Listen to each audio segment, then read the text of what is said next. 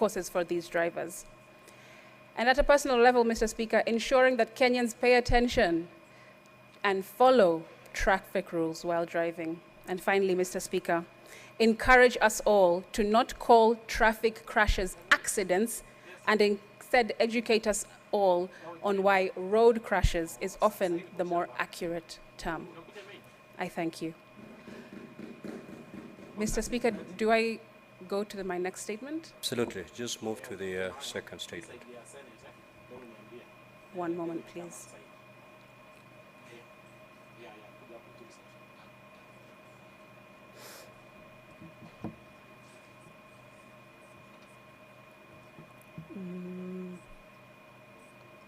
Okay. Mr. Speaker, my next statement is pursuant to Standing Order 53-1, to seek a statement from the Standing Committee on Roads, Transport and Housing with regards to road safety and universal design. In the statement, the committee should state the measure being taken to incorporate a safe systems approach in the design of all new roads constructions and any plans to improve on existing roads. State how the ministry is collecting and disseminating data on road crashes that have been reported, and using this data to inform areas for improvement in the design and the construction of our roads. State what steps have been taken by various road and transport agencies to recruit specialized expertise in the planning and the designing of non-motorized transport and public transport facilities. State the budget allocations set aside for urban roads improvement projects that is dedicated to facilities for walking, cycling, and public transport. State the timelines for the adoption and provide a detailed plan for the implementation of the Street Design Manual for Urban Areas in Kenya, 2022. This is a guideline that was developed by the Ministry of Roads in partnership with the multidisciplinary agencies for the implementation of safe and universally accessible road designs. I thank you, Mr. Speaker. Senator Mwaruma. Senator Eddie Okech. Senator Kathuri Murungi. Let me call upon the chairperson of the Select Committee on County Public Investment and Special Funds to issue a statement pursuant to Standing Order number 56-1.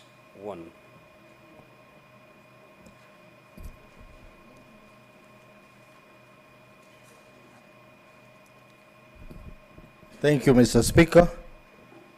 Honorable Speaker, I rise pursuant to Standing Order 56-1A to make a statement on the activities of the County Public Investment and Special Funds Committee for the period commencing 4th October 2022 to date. Mr. Speaker, the County Public Investment and Special Funds Committee is established under Standing Order 194 of the Senate Standing Order and is mandated to A, examine the reports and the accounts of the county public investment, and B, to examine the reports, if any, of the Auditor General on the county public investment. The committee is expected to interrogate the public investment and special funds that exist in counties, both in the county executive and county assemblies. The county investment largely comprise water companies, while county funds include car loans and mortgage funds, emergency funds, education funds, enterprise fund, among others. The Office of the Auditor General has been tabling audit reports of more than 80 water companies and 200 funds in the Senate from 2014 to 2015. I think that's when devolution started. Honorable Speaker, this is a new committee that was mandated in the 13th Parliament following a resolution made by the Senate in the 12th Parliament to split the then County Public Accounts and Investment Committee, CPIC, into two committees, that is the CPAC and CPIC. Honorable Speaker, I wish to give a brief synopsis of how the split came into being. In the fulfillment of its mandate, the County Public Accounts and Investment Committee, CPIC, invited governors to appear before it to respond to audit queries raised by the Office of the Auditor General. However, at the start of the second Senate, the county governors were hesitant in appearing before CPIC, asserting that the oversight role with respect to expenditure by the county government is vested upon the county assemblies in accordance with the provisions of Article 185(3) of the Constitution, and further arguing that the governor of a county was not an accounting officer. This matter ended up in court, where a ruling was given in favor of the Senate. Following an appearance by governors before CPIC at the initial stages of the Senate of the 11th Parliament, there was serious backlog in the consideration of audit reports. Upon commencement of examination of the reports, the committee prioritized audit reports of the county executive and county assemblies that had higher fiduciary risk. This meant that there were audit reports of various county investments and funds which were not scrutinized by the committee, yet they had been tabled in the Senate. This is what necessitated the split of the committee so as to ensure the efficient consideration of audit reports that were tabled in the Senate. Honorable Speaker, since its inception, the committee has held a total of 6 sittings within the precincts of Parliament to consider matters within its mandate. At its first sitting, the committee conducted the election of the chairperson and the vice chairperson, whereby Senator Professor Tom Ojenda, Senior Council MP, was elected the vice chair, and I was elected the chair. The committee therefore proceeded to consider its mandate and legislative business before it, and noted that the Office of the Auditor General had been tabling reports of county investments and funds in the Senate since the financial year 2014-2015 to date, and they had not been considered. The committee has resolved to expedite the consideration of the audited reports, and in the process of inviting governors to respond to the numerous audit queries raised by the Auditor General. On the following statements, the Ozaya Mukurweni Water Services Company, which we met them today, Mr. Speaker, the Nairobi City Water and Sewerage Company was scheduled to appear before us tomorrow. The Narok Water and Sewerage Services Company, which is supposed to appear before us on 6th of December.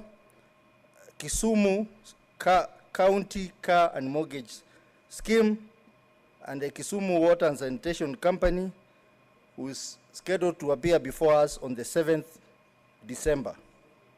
However, Mr. Speaker, the county government of Nyeri has since sought a clarification from the committee on the concept of two-tier oversight system, where the county assembly has the first tier oversight role, whereas the Senate has the final tier oversight role in line with the Supreme Court ruling. The committee is presently considering the matter. We have just met the team from Nyeri County. Honorable Speaker, the committee has also considered the matter of regional blocks, economic blocks, and established, and I would wish members to pay keen interest to this, that they form a significant part of county investment and thus fall within its oversight role. the committee observed that county governments are in geographical proximity to each other, have pulled together to establish county regional blocks. The committee further observed that some counties belonged to more than one block, whereas others belonged to none. The committee resolved to consider the matter of blocks and wrote to the Council of Governors on the following. 1, the number of established economic blocks, their membership, their legal status, and the policy framework behind their establishment. 2, the functions of the regional blocks, their sources of funding, and the projects undertaken by each block. 3, the list of projects initiated by the regional economic blocks, their status, and the amount of funds allocated to each project. The Council of Governors have responded and submitted that there are 7 established regional blocks with the full-fledged secretariat. There are insufficient legal and policy framework to promote regional economic integration between county governments. 3, a draft national policy on the establishment of the regional economic blocks by county government was awaiting cabinet approval. 4, some counties such as Tana River, Lamu, Trans Nzoia, Turkana were members of more than one block, while Nairobi County was not a member of any block. Mr. Speaker, further, the committee observed that the regional blocks were receiving funds from member counties and donor partners, but were not being audited by the Office of the Auditor General. Yet there existed no other available alternative for their oversight. This has resulted in the regional economic blocks operating without checks and balances. The committee resolved to write to the respective chief executive officers of regional economic blocks seeking clarification on the following: when each block was formed, the status of approval of the county assembly of the respective counties forming and joining the regional economic blocks. 3, information on their budgets, activities they have undertaken, finances they have received so far from member counties and from donors, a list of development partners engaged by each block, and the amount received from donors since establishment. And then lastly, information on how the blocks have accounted for the funds received. Mr. Speaker, this is a serious matter because these blocks continue to operate without any legal mechanism in place, and they continue receiving money which are not audited by the Auditor General. Mr. Speaker, the committee is also scheduled to have a meeting with the regional economic blocks and to conduct familiarization visit to some of these blocks. Honorable Speaker, the committee is slated to conduct its work planning induction retreat in February and aims at engaging the stakeholder. The committee also plans to conduct fact-finding mission to various counties, prioritize given investment that are facing huge fiduciary risks. With those few remarks, Honorable Speaker, I submit. Thank you, Mr. Speaker. Yes, majority. Mr. Speaker, that's a very good report presented by the chair, and I appreciate the work that him and his committee have done, but I just have one little comment, that at this time, Mr. Speaker, at the beginning of a term of parliament, when you are doing such reports, I wish to encourage committee chairpersons to not only lay the problem statement, but go further and propose legislative solutions to the problems that they have raised, Mr. Speaker. Because this is a legislative body, there is no other institution that we are looking up to solve many of the challenges, enacting Council of Governors into an Act of Parliament, CAF, which is County Assembly Forums, the various regional bodies, such as the ones that you pointed out to, as part of your report. And this is a thing that I say to the rest of the chairmen as well. Let us begin even the process of having it as a legislative proposal, go through the bureaucracies of Parliament, and have it tabled here so that we can conclude on this process. Otherwise, Mr. Speaker, that's a very good report. Thank you. Senator Boni. Mr. Speaker, the report by the Senator of Vihiga and Chairman of CPIC should be supported.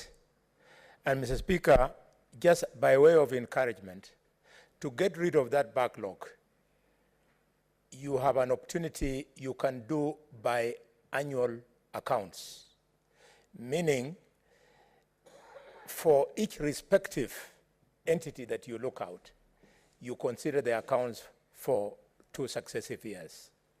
We did it in public accounts in the National Assembly many years ago, and that is how we removed the backlogs that we found there.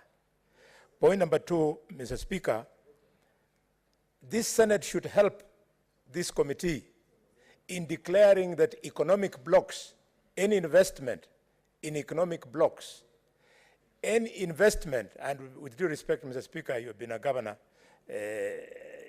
you know where I'm coming from. Any investment in the so-called governor's offices in Nairobi, we should help this committee as Senate to stop it. Because from which budget line do governors get money to invest in offices in Nairobi? They create jobs for their friends and relatives, and with no clear way of accountability, Mr. Speaker. Mr. Speaker, I don't have any governor who might be sitting in this house today on mind, but some of the governors, they will not stop at anything to create an opportunity to improve the welfare around themselves. You've been hearing, Mr. Speaker, governors have been talking of some funny caucus unknown to us, called the governor's first ladies something, and they have been calling for funds to help them to preside over projects and programs, Mr. Speaker. This Senate should be strong and very loud and tell governors that in the Constitution of Kenya and in our statutes, the issue of first ladies and first ladies caucus is unknown. If we don't stop them, the next time you'll hear a caucus of governors' favorite son, favorite daughter, firstborn son, and so on, Mr. Speaker. Mr. Speaker, my next and last comment on this very important issue is that the committee should not wait for reports of the Auditor General.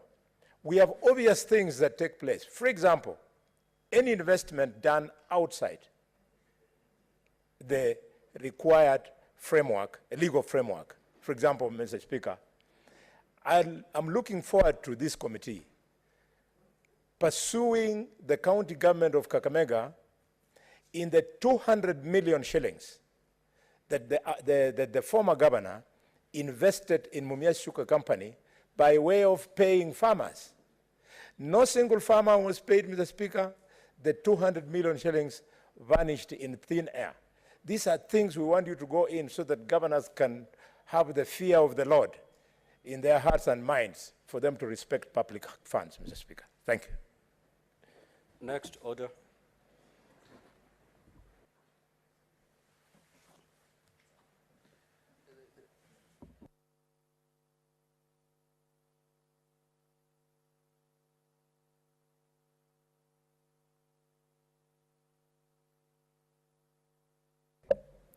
Order number 8, the County Government's Additional Allocations, number 2 Bill, Senate Bills number 4 of 2022, Division.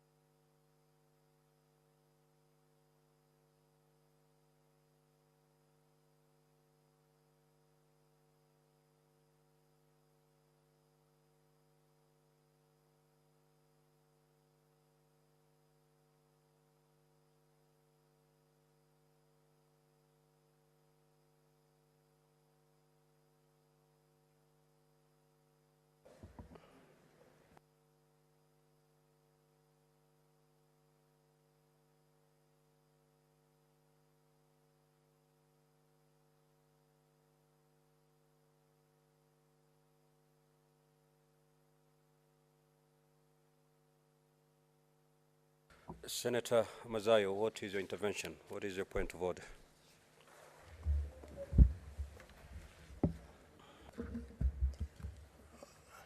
Mr. Speaker, I'm on a point of order. I wanted to put notice on the notice of motion of adjournment to discuss a definite matter of urgent national importance. Mr. Speaker, I have an urgent matter that I would like to place before the House, and therefore I would require an adjournment to discuss this definite matter of urgent national importance. Honorable Senator, you'd wish to tell the House exactly what this matter is and what is urgent about it.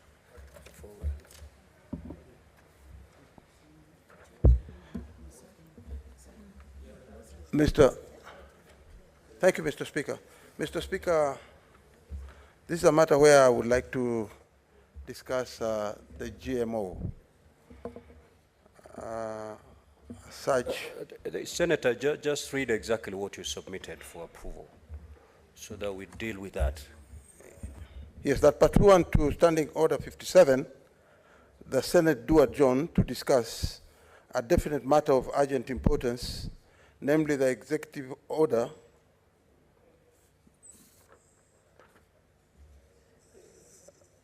to authorize the cultivation and importation of banned genetically modified crops and animal feeds.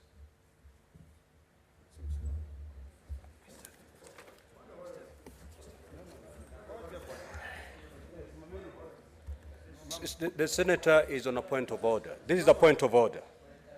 What we're dealing with is actually a point of order.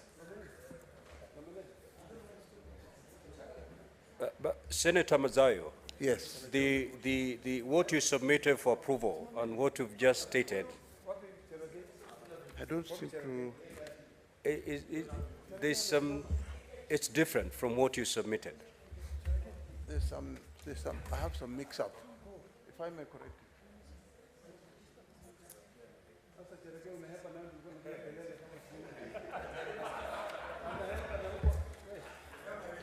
Senator Ledama, the House is very much active. So Yes. Mr. Speaker, I rise on this point of order pursuant to Standing Order 37 to seek leave of the House to adjourn to discuss a definite matter of national importance, namely the decision by the government to authorize the cultivation and importation of banned genetically modified organisms, that is GMO, foods at an appropriate time this afternoon. Thank you, Mr. Speaker. Honorable Senators, pursuant to Order 37.5, Standing Order 37.5, I do confirm that we have met the requisite threshold, and therefore direct that the Senate will stand adjourned at 5:30 p.m. today to discuss the said motion.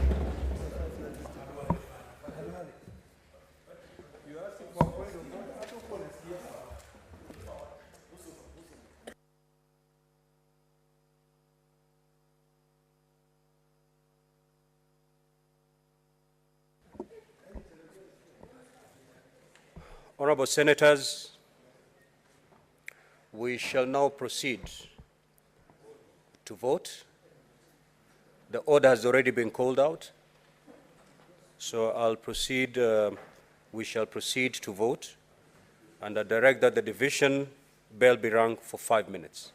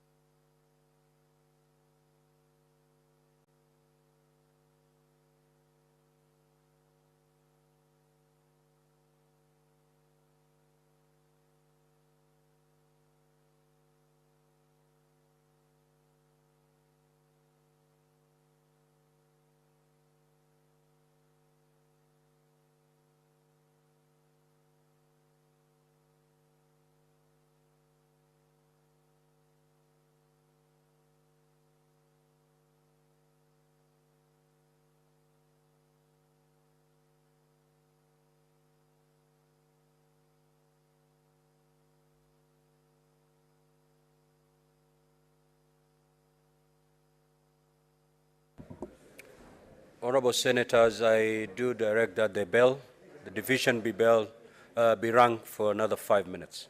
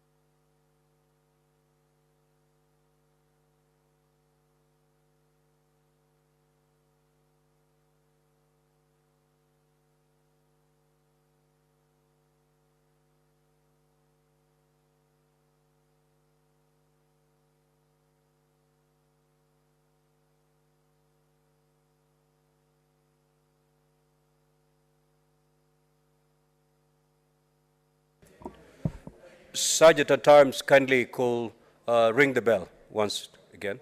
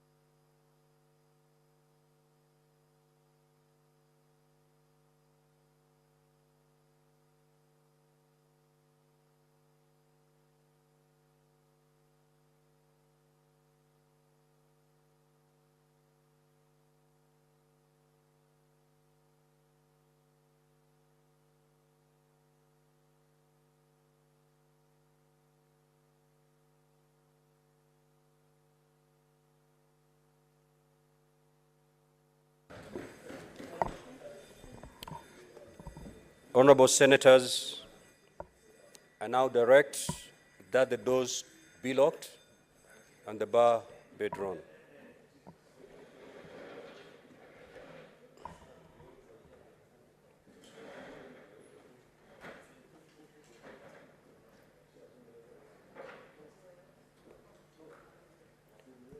And Honorable Senators, immediately we are done with this order, we're going to move to the Committee of the Whole. So we'll need you to maintain quorum. So don't move out immediately we're done with this order. We still need the same number going forward.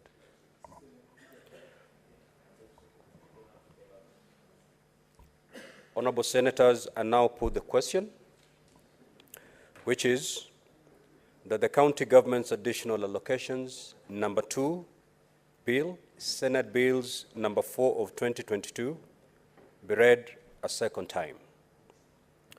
Honorable Senators, please confirm that you are all logged in. We are going to vote electronically.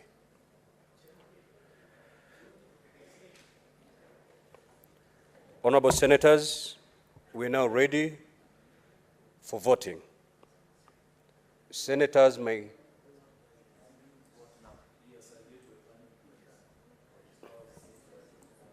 kindly the IT team.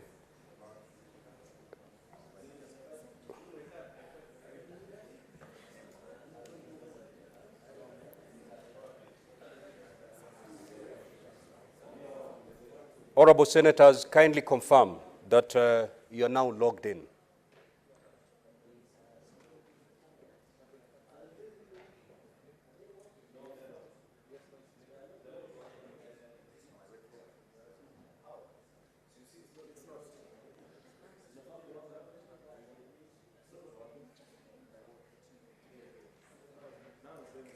The IET team, please take time to make sure that all honorable senators are logged in, then we can proceed from there.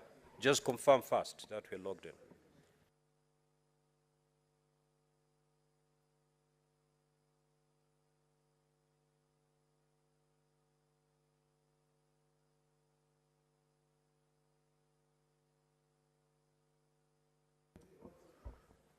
On this side, you're logged in?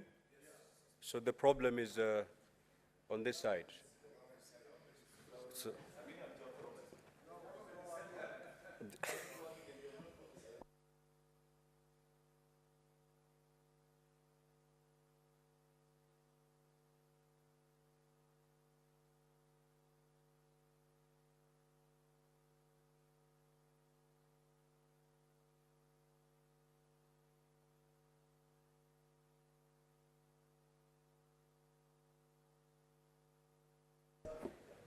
honorable senators, due to the fact that the system is down on the government side, we shall proceed to vote manually. Therefore, I will need to get the teller for the ayes and the teller for the nays. Kindly, if we can have Senator Hezena, Taylor for the ayes, or Taylor for the nays? Okay. And Chimera, Senator Chimera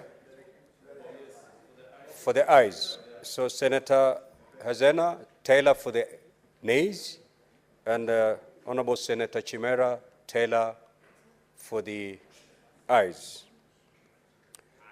The clerk will now call out the names of senators.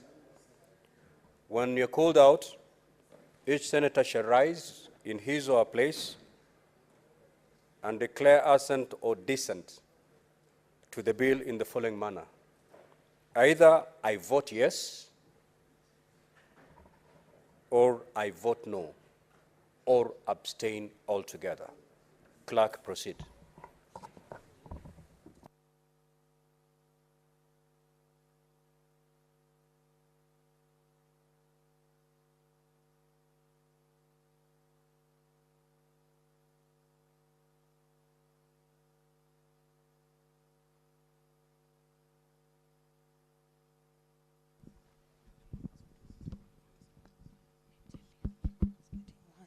Senator Abbas Sheikh Mohammed.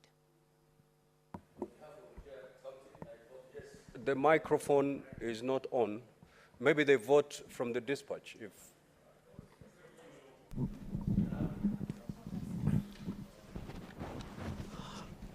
Mr. Speaker, sir, on behalf of my people of Wajir County, I vote yes. Senator Adan Dulo Fatuma.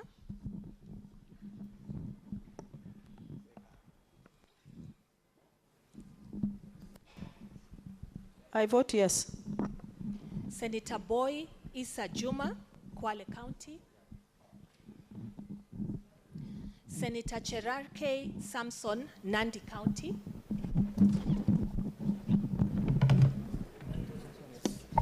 It's not functioning. Mr. Speaker, sir, on behalf of the great people of Nandi, I vote yes. Senator Cheriot Aaron Kipkirui, Kericho County. It's on, leader. Mr. Speaker, I vote yes. Senator Chesang Alan Kiprotich, Trans Nzoia County. Mr. Speaker, I vote yes. Senator Chute Mohammed Said, Marsabit County.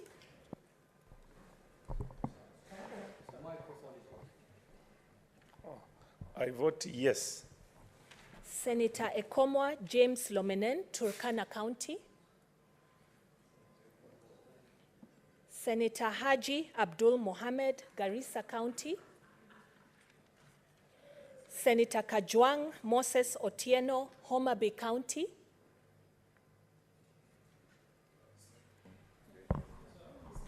Homa Bay County votes yes. Senator Kamau Joseph Githuku, Lamu County. Mr. Speaker, on behalf of the great people of Lamu County, I vote yes. Senator Kathuri Murungi, Meru County. Senator Keroche Tabitha. Senator Keroche Tabitha Karanja, Nakuru County. Mr. Speaker, on behalf of the great people of Nakuru County, I vote yes. Senator Halwale Boni, Kakamega County. Mr. Speaker, sir, I vote yes. Senator Kipkorir William Cheptumo, Baringo County.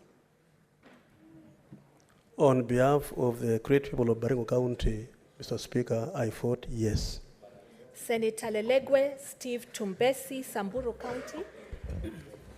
Mr. Speaker, I vote yes. Senator Maanzo Daniel Kitonga, Makueni County. Senator Madzayo Stewart Mwachiru, Kilifi County.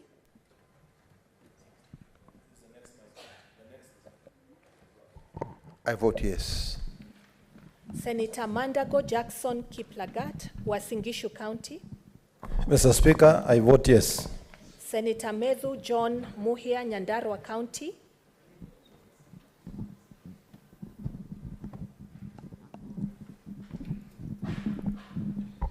Mr. Speaker, I vote yes. Senator Mogeni Eric Okongo, Nyamira County. Senator Mundigi Alexander Munyi, Embu County. Senator Mungatana. What is your point of order, Senator Boni? Mr. Speaker, the delegation of Nyamira County is represented. Senator Esther is here. You wait Senator a minute. Boni, Senator Boni, Yeah. you ought to know better. You honestly ought to know better. Kindly proceed. Senator Mungatana Danson Buya, Tana River County. Senator Murango James Kamau, Kirinyaga County. Senator Mudhama Agnes Kavindu, Machakos County. Senator Mwaruma Jones Mwashushe, Taita Taveta County. Senator Mwenda Gataya Mofaya, Tharaka-Nithi County. On behalf of the Tharaka-Nithi people, I strongly vote yes. Senator Mwinyi Haji Mohamed Faki, Mombasa County. Mr. Speaker, sir, I vote yes. Senator Nderitu John Kinywa, Laikipia County. Senator Ngugi Joe Joseph Nyutu, Murang'a County. On behalf of the people of Murang'a, I vote yes. Senator Ojienda Odhiambo Tom, Kisumu County. Senator Oginga Oburu, Siaya County. Senator Okech Eddie Gicheru, Migori County. Mr. Speaker, on behalf of the great people of Migori County, I vote yes. Senator Okoiti Andrew Omtata, Busia County. Senator Olekina Ledama, Narok County. Mr. Speaker, I vote yes. Senator Onyonka Richard Momoina, Kisii County. Senator Osotsi Godfrey Atieno, Vihiga County. Mr. Speaker, I vote yes. Senator Recha Julius Murgo, West Pokot County. I vote yes on behalf of Pokot people. Senator Roba Ali Ibrahim, Mandera County. Mr. Speaker, sir, I vote yes. Senator Seki Lenku Olekanar, Kajiado County. Mr. Speaker, I vote yes. Senator Sifuna Edwin Watenya, Nairobi County.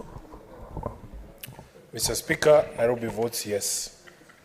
Senator Thangwa Paul Karungo, Kiambu County. Kiambu is here. I vote yes. Senator Wakili Hilary Kiprotich Sigei, Bomet County. It's on. Mr. Speaker, on behalf of the people of Bomet, I vote yes. Senator Wamatinga Wahome, Nyeri County. Senator Wambua Enoch Kio, Kitui County.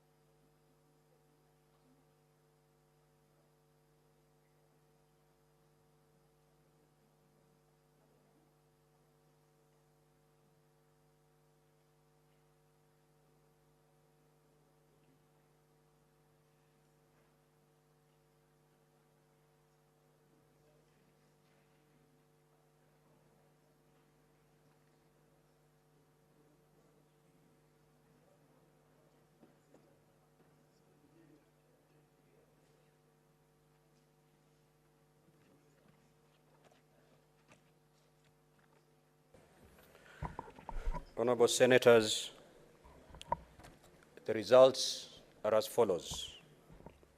Ayes 27, noes 0, abstentions 0.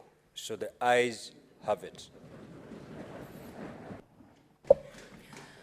The County Government's Additional Allocations Number 2 Bill 2022, a bill for an Act of Parliament to provide for the additional allocations to county governments for the 2022-2023 financial year, the responsibilities of national government and county governments pursuant to such allocation and for connected purposes. Second reading.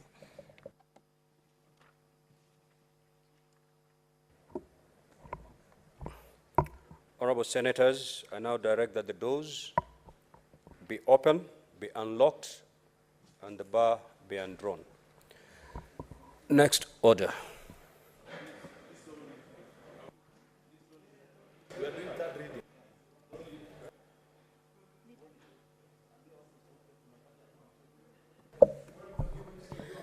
Order number 9, Committee of the Whole, the County Government's Additional Allocations Number 2 Bill, Senate Bills Number 4 of 2022.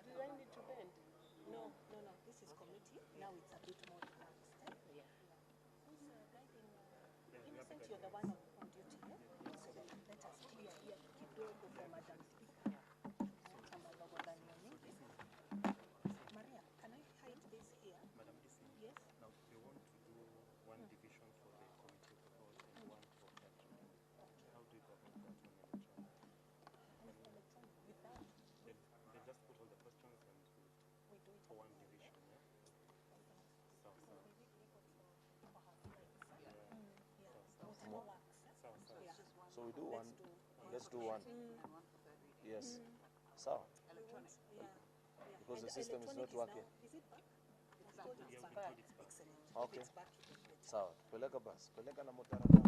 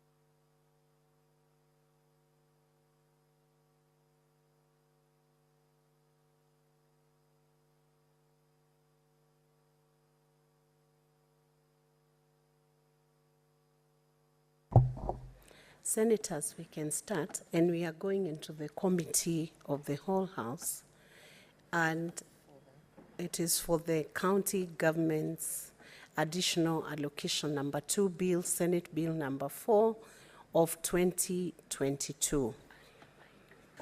Clauses 3 to 4. I propose the question that clause 3 to 4 be part of the bill. And I put the question now that clause 3 to 4 be part of the bill. The division will be at the end. Clause 5. I propose the question that clause 5 be part of the bill. And I invite the chairperson of the Standing Committee on Finance and Budget.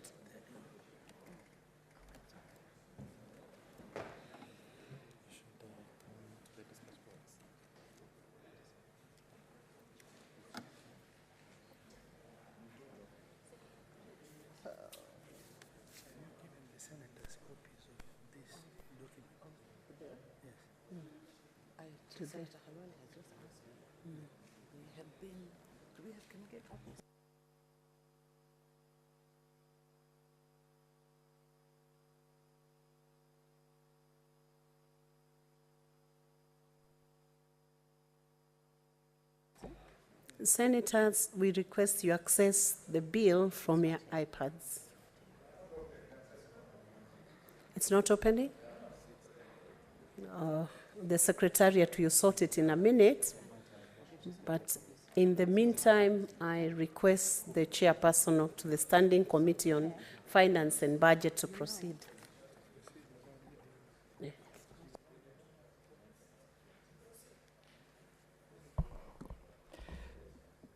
Honorable Chairperson, I beg to move that clause 3 and 4 be part of the bill. And Honorable Chairperson. Chairperson, we are on clause number 5. We Honorable moved away from clause 3 to 4. Honorable Chairperson, I beg to move that clause 5 be amended as proposed in the order paper. This is to include 2 conditional allocations which had been omitted during the publication of the bill. That is conditional allocation financed by the World Bank credit to finance national agricultural value chain development, and a conditional allocation financed by credit of IDA, World Bank, to finance the Kenya Urban Support Program.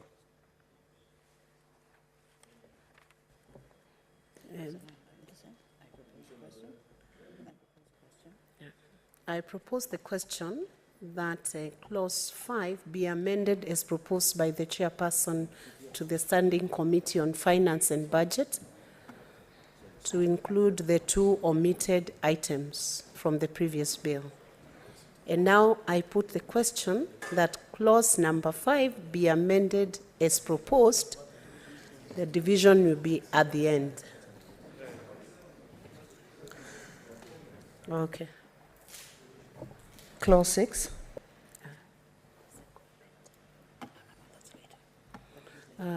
They will be seconded later.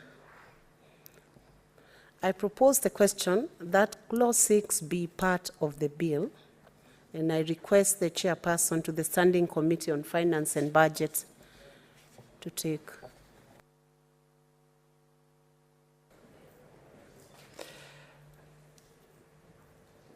Honorable Chairperson, I beg to move that clause 6 be deleted, and this is following the consultation with the stakeholders. As a committee, it was unanimous that the allocation from Equalization Fund require to be actualized through Equalization Fund Appropriation Act. Thus, the provision should be deleted.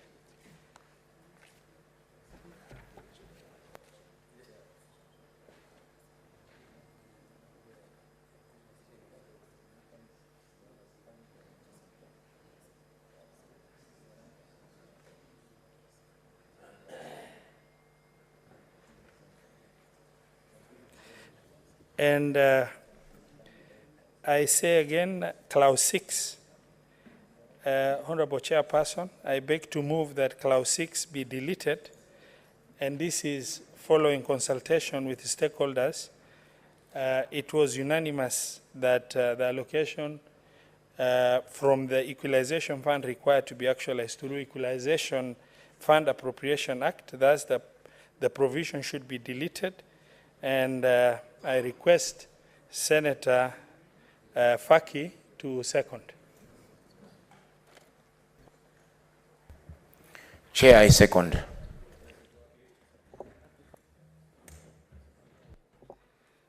I propose the question that clause 6 be deleted. I also put the question that clause 6 be deleted. Division at the end. Clauses 7 to 9. I propose the question that clause 7 to 9 be part of the bill. I put the question that clause 7 to 9 be part of the bill. Division at the end. The first schedule. I propose the question that the first schedule be part of the bill, and I request the chairperson to the Standing Committee on Finance and Budget to move to the dispatch box. Honorable Chairperson, I beg to move that the first schedule be amended as proposed in the order paper.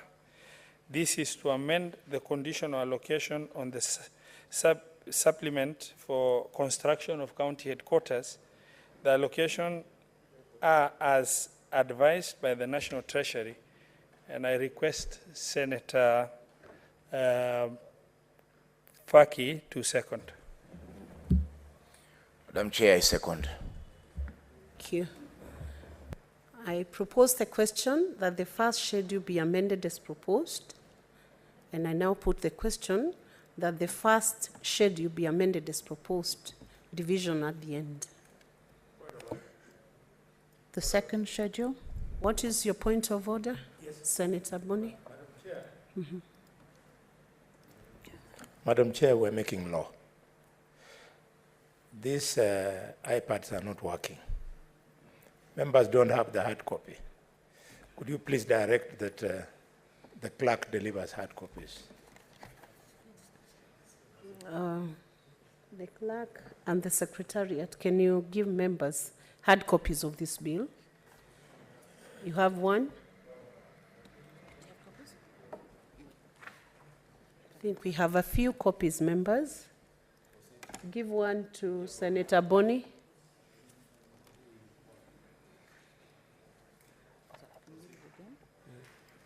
The second schedule. I propose the question that the second schedule be part of the bill, and I invite the chairperson to the Standing Committee on Finance and Budget.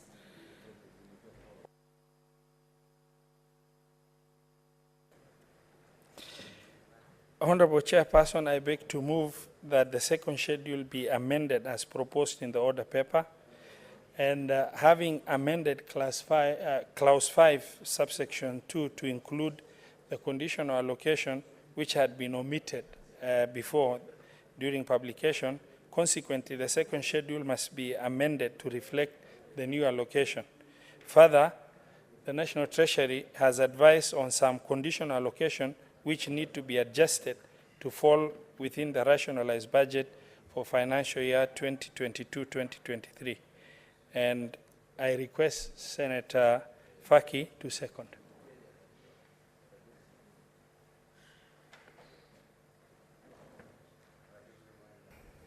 Madam Chair, I second.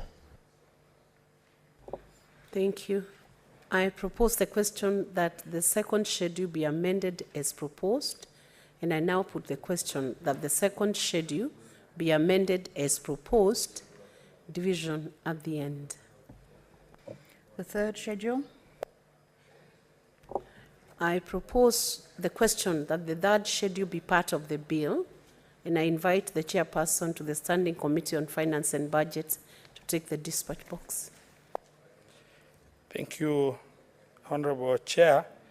I beg to move the third schedule be deleted, having deleted clause 6, which provided for allocation from equalization fund, it therefore follows third schedule must be deleted to reflect the change. And I request Senator Faki to second. Madam Chair, I second. I propose the question that the third schedule be deleted. I put the question that the third schedule be deleted, division at the end. Clause 2 and the title. What's your point of order, Senator? Correspond with what Senator Aroba is saying. I don't know if we have a completely different document here with what he's telling us.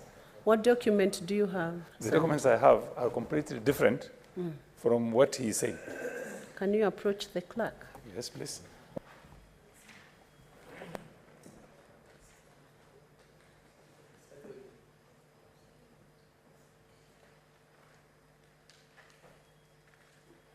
Now have the correct one.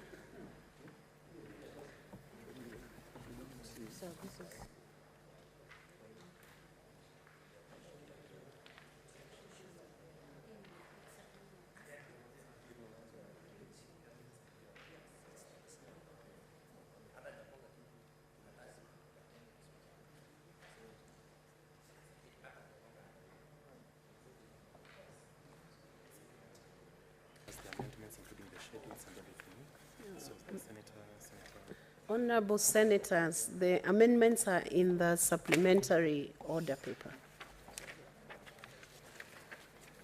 So don't look for them in the bill, look for them in the supplementary order paper.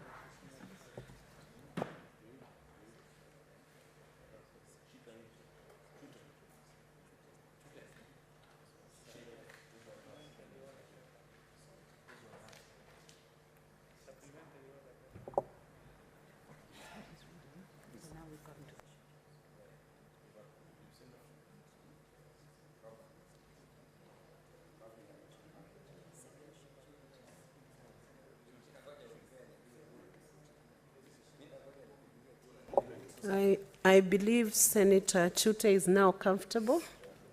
We can proceed. Clause 2 and the title.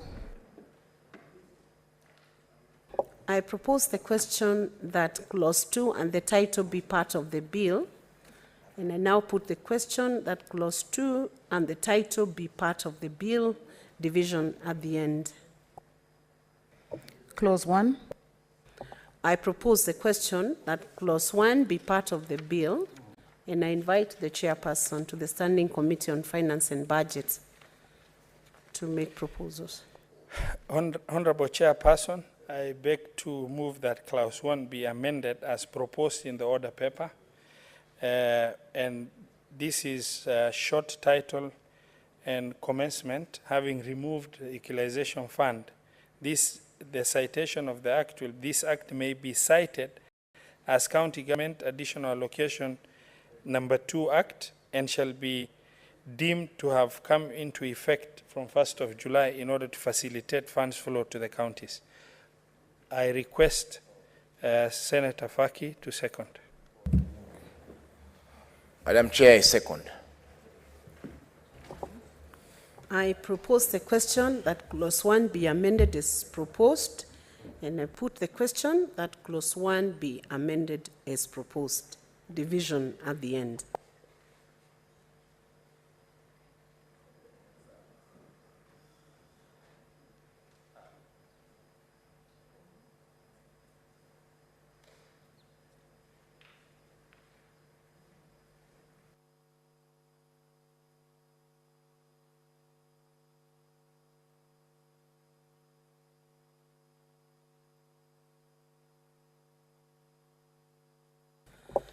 We are now proceeding to divisions. Sergeant at arms, please ring the bell for 2 minutes.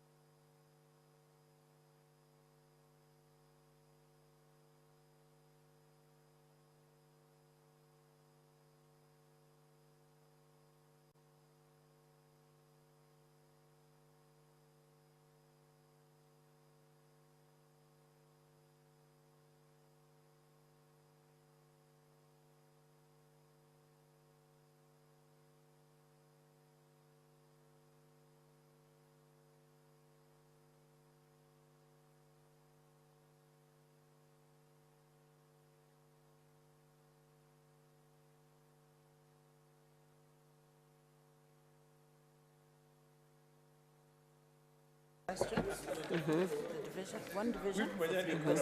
I'm looking for the questions. Senators, we can resume our seats. Honorable senators, we are beginning this session.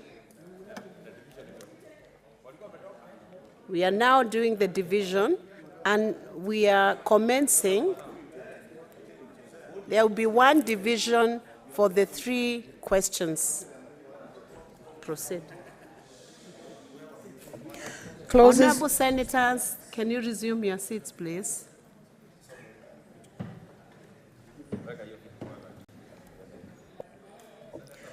Clauses to be deleted.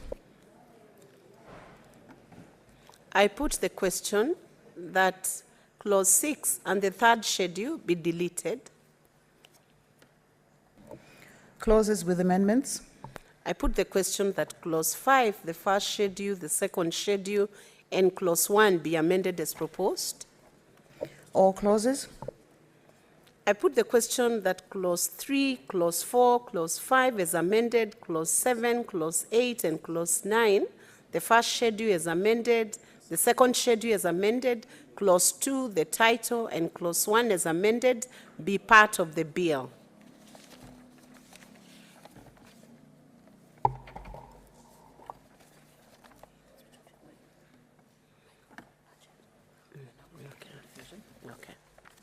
We are now going into division.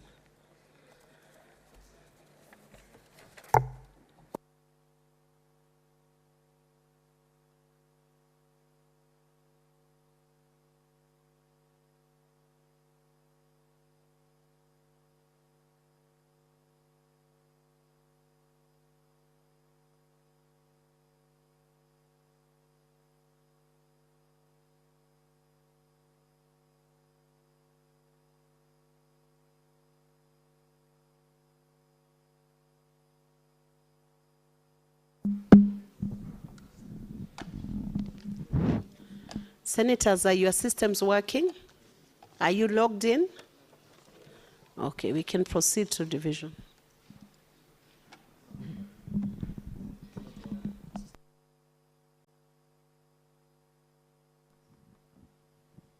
Do we do it more?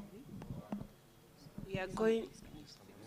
Okay, so give it 2 minutes. Someone is coming to fix the system. If it fails, we will ring the bell for 2 minutes.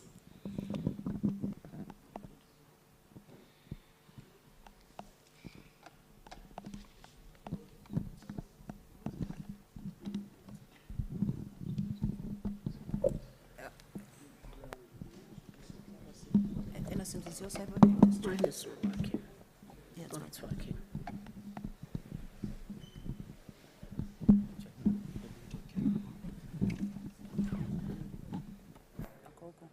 Is your system working? Can you confirm?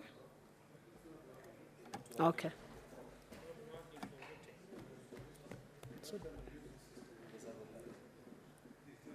Before COVID. So could we? Just see. We'll have to ring the bell so we can get more.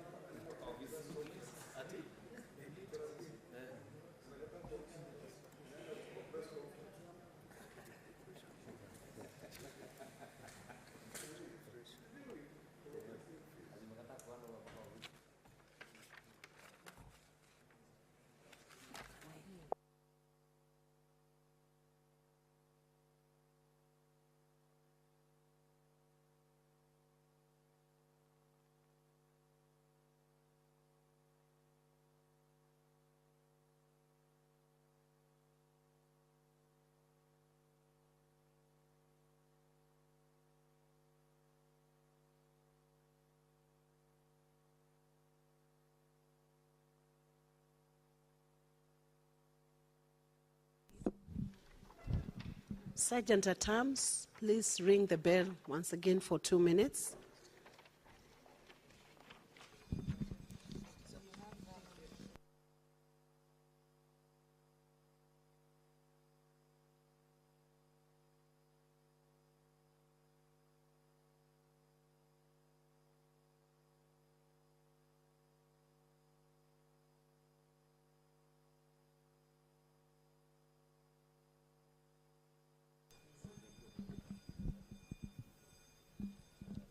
Could we have two tellers for nays and ayes?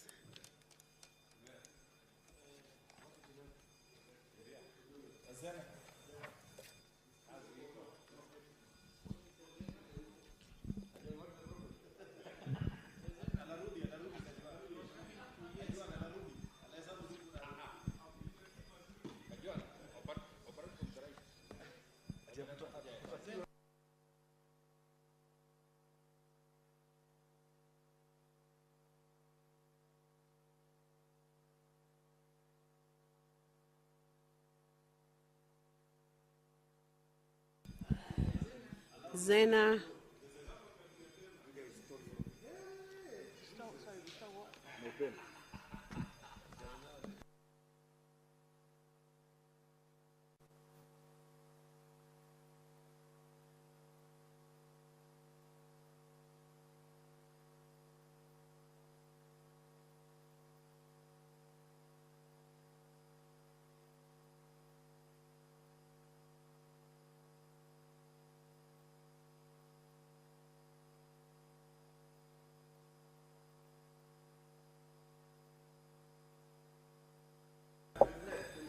So the system is now working. I think we could proceed on and try and use technology. It's on vote now. It's on vote now. Wait, hold on a second. Hold on for a second, but it's on vote now. We'll try to make use of the technology. Hold on yet. Needs to display. Let it display. It's going on.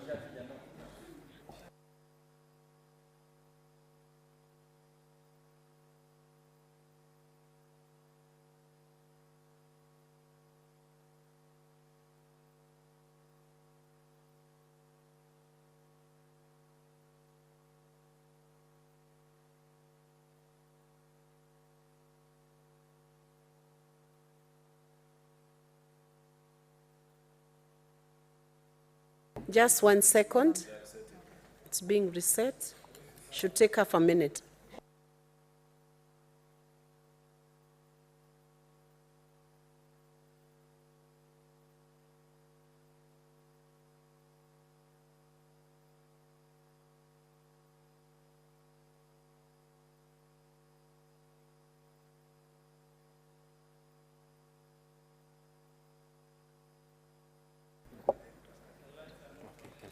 Please confirm your system, log in. Is it working? No, it's not displaying. We are not yet voting. You are not voting yet, just log in. Log in. Are you logged in? Confirm whether you are logged in using your PIN.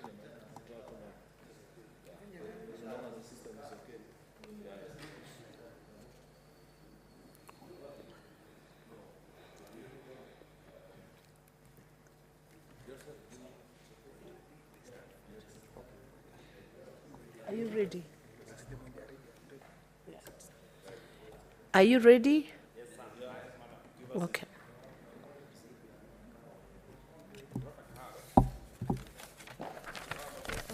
We are doing one division for the 3 questions, and I believe you heard the questions.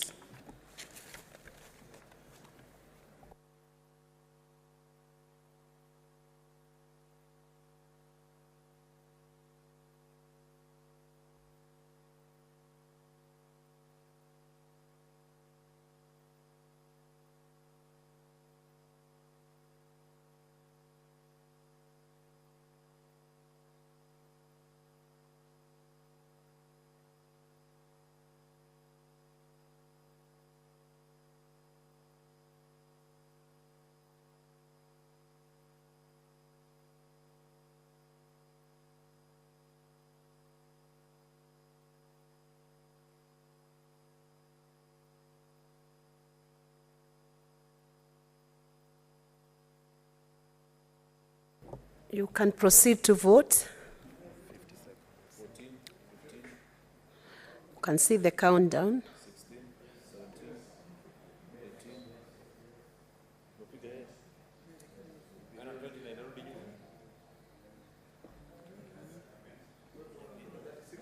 Come on.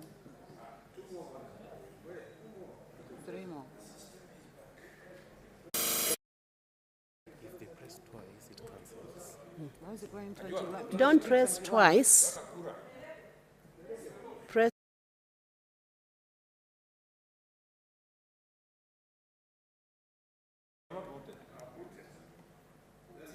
Why is it 22, 23? 24. Perfect. Perfect. That's the end of that division and the vote.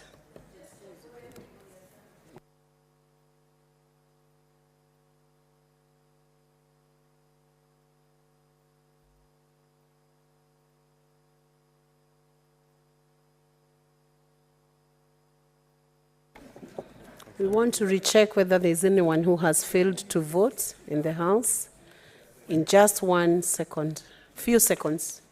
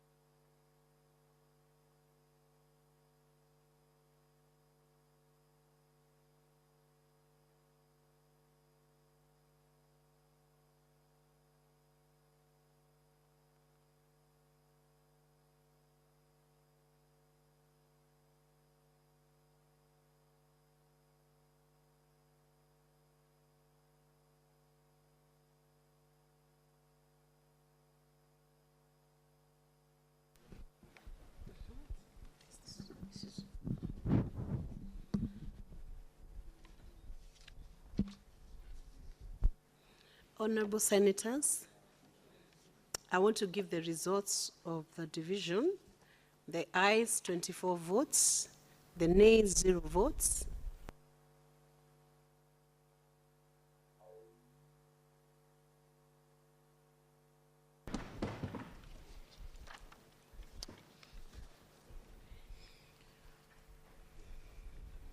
I now invite the mover to come and report. The mover, please come and report progress.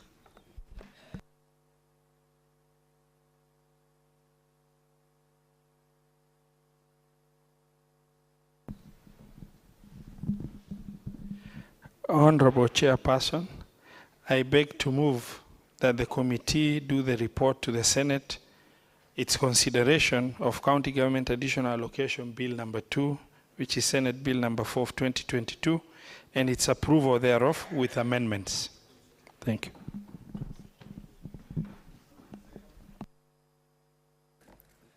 I request Honorable Senator Faki to second.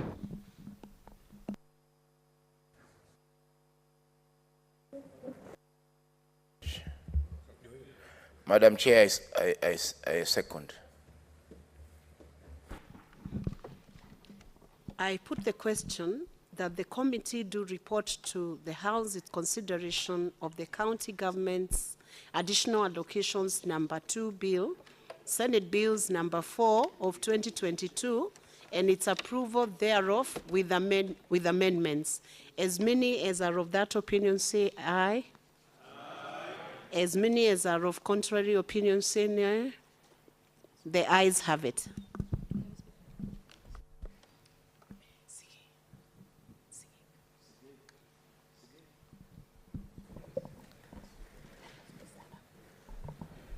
Honorable members, Mr. Speaker,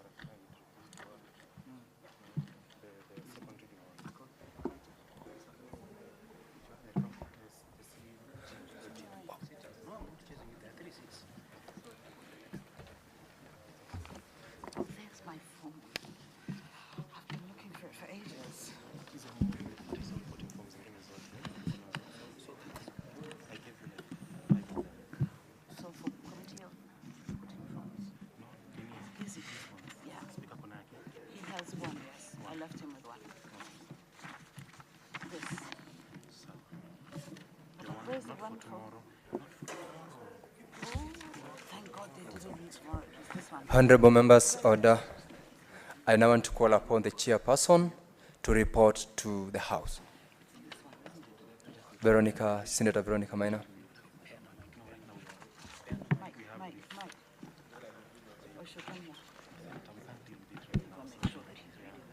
Honorable Speaker, I beg to report that the Committee of the Whole has considered the County Government's Additional Allocation number 2 Bill, Senate Bills number 4 of 2022, and its approval thereof with amendments.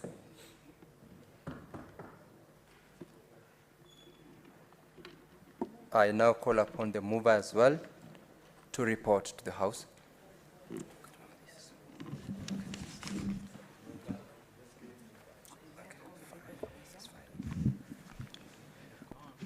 Honorable Speaker, I beg to move that the House do agree with the committee in the said report. And I request Honorable Senator Faki to second. Thank you, Mr. Speaker. I second.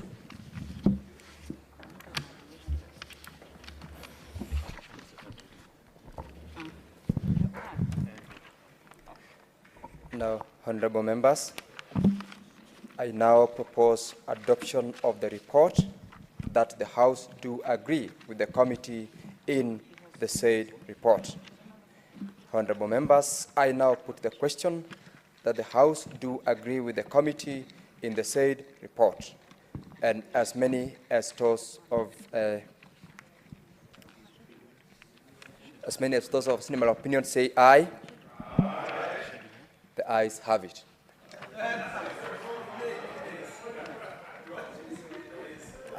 And as many as those of a contrary opinion say nay, the ayes have it.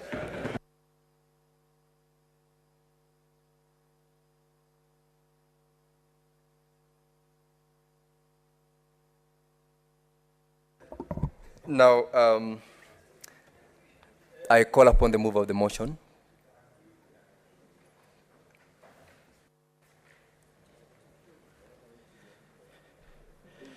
Honorable Speaker, I beg to move that the County Government Additional Allocation Bill number 2, which is Senate Bill number 4 of 2022, be now read a third time. And I like to request Honorable Senator Faki to second. Honorable Speaker, I wish to second the county government's additional revenue allocation Bill 2022, Bill number 2 of 2022. Thank you, Mr. Speaker. To be ready for the third time, sorry.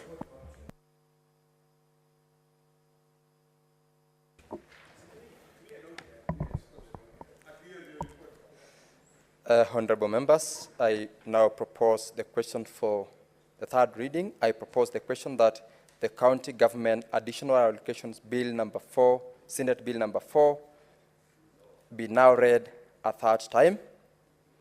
And honorable members, I put the question that the County Government Additional Allocations number 2 Bill, Senate Bills number 4 of 2022, be now read a third time.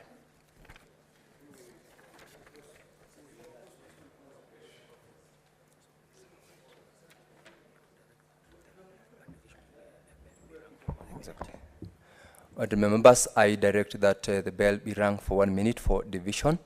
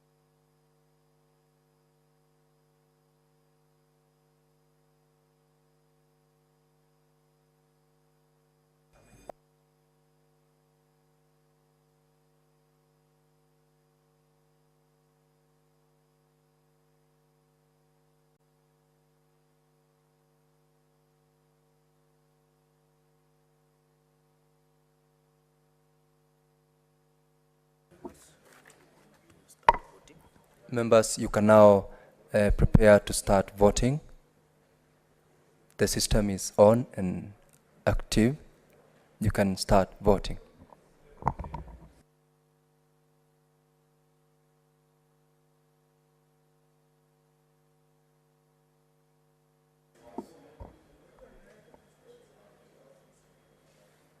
The system is counting. You can go ahead and do the voting.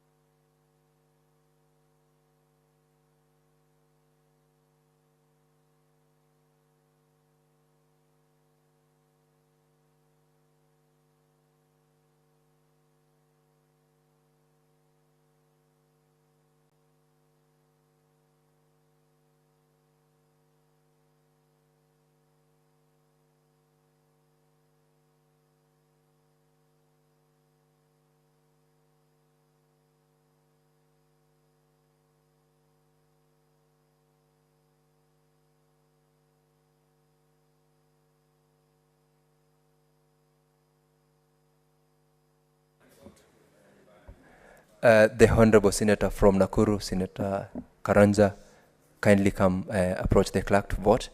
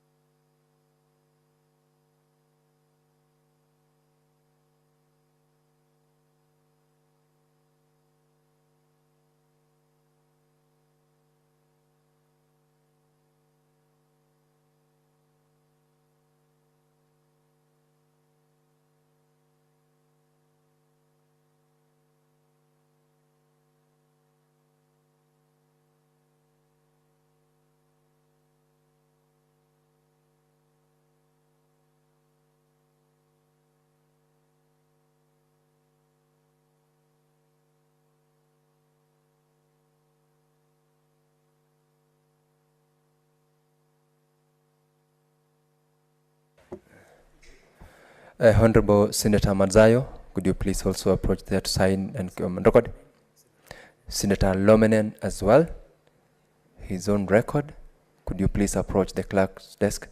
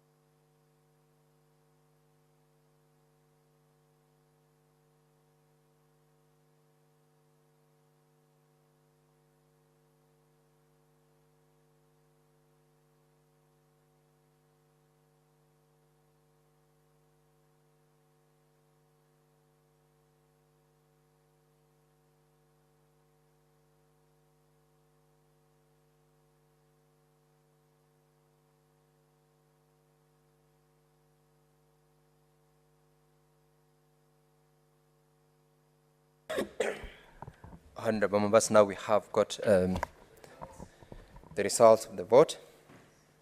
The ayes, 27, those who voted electronically, 24, those who were in the system, manually 3, making 27, the nays, 0, abstain, 0, the ayes have it at 27.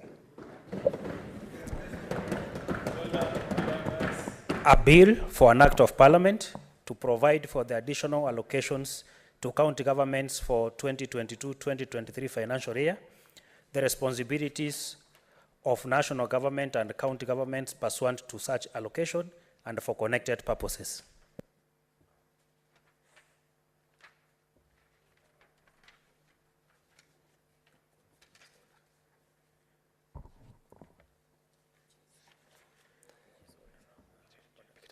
Next order, please.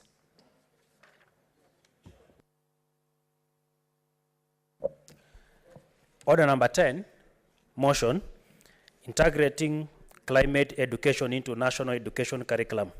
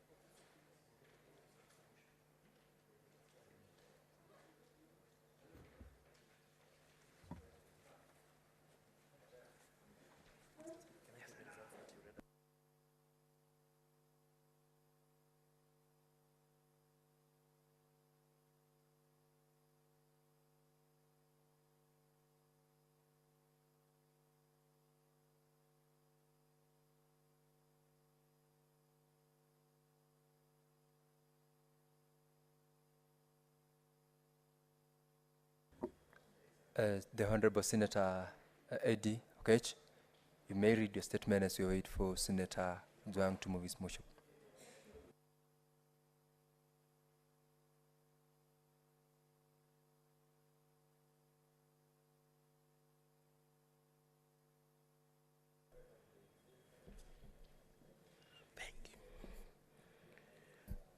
Thank you, Mr. Speaker, for the humble considerations. I think it has been a very long day today with a number of committee meetings.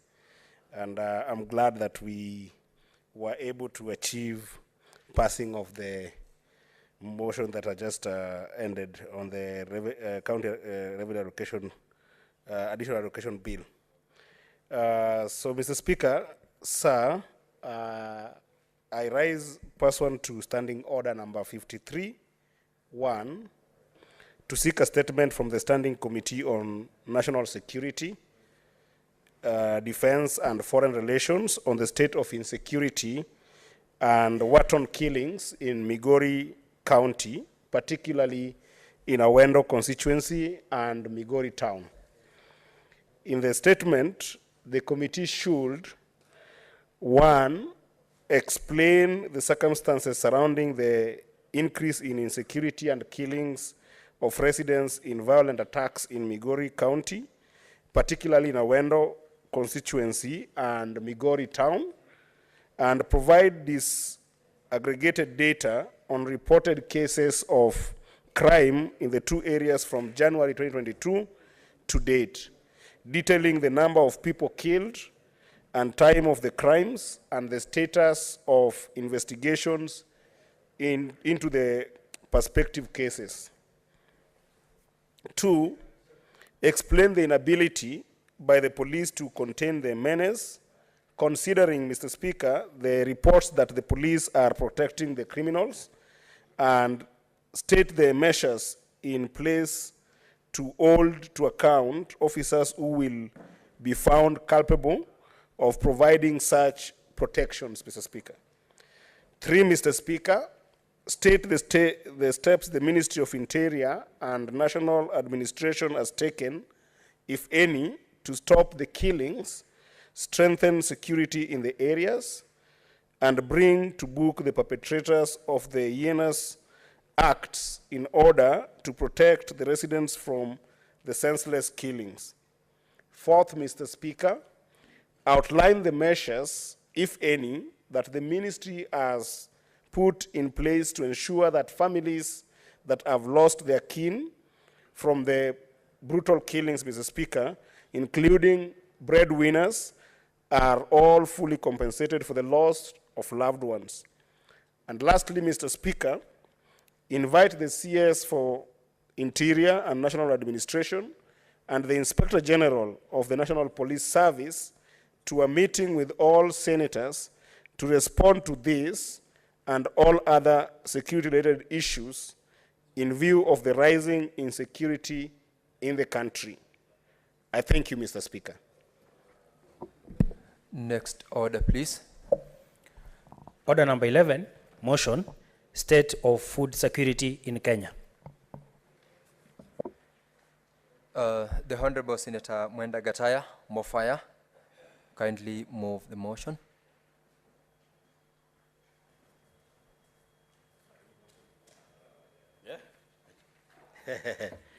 Thank you, Honorable Speaker.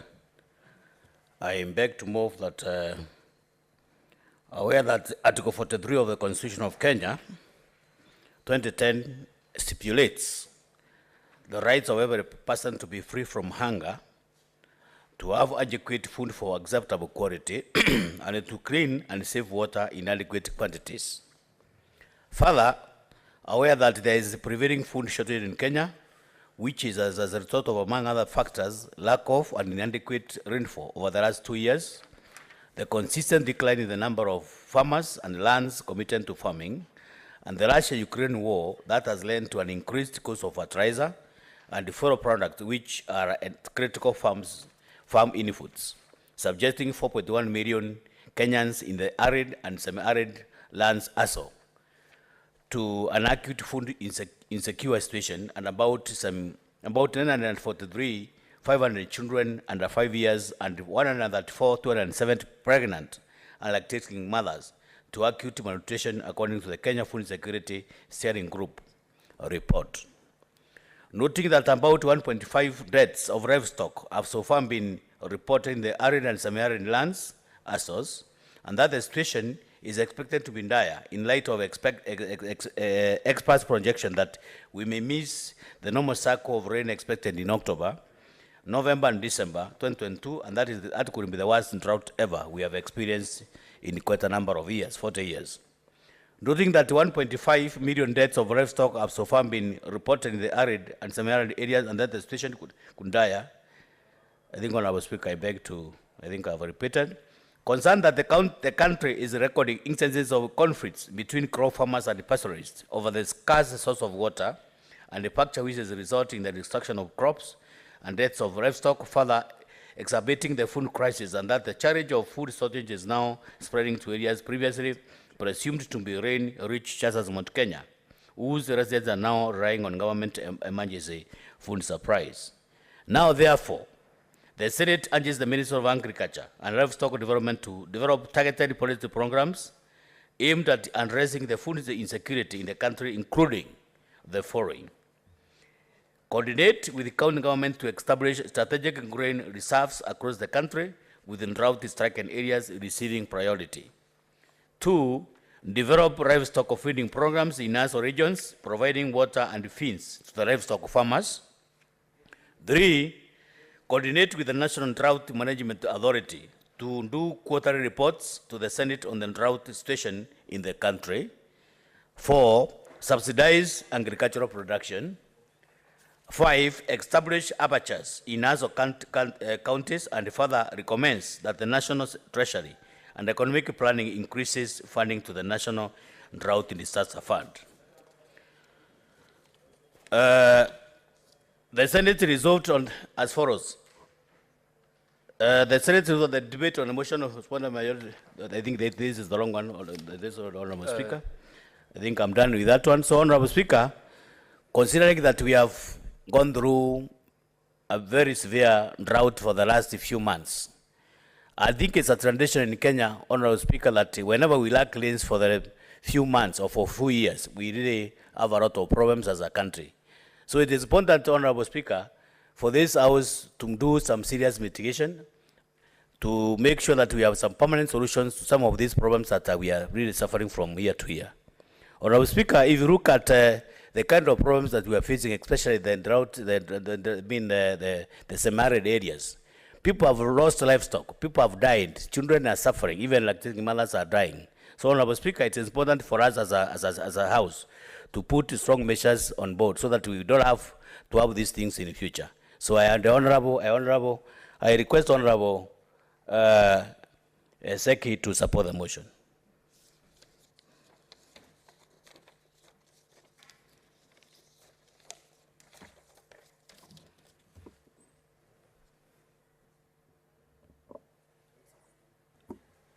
And Senator Seki, you may use the dispatch.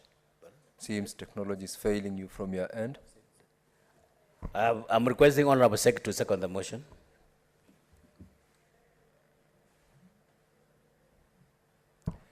Honorable Speaker, I second the motion.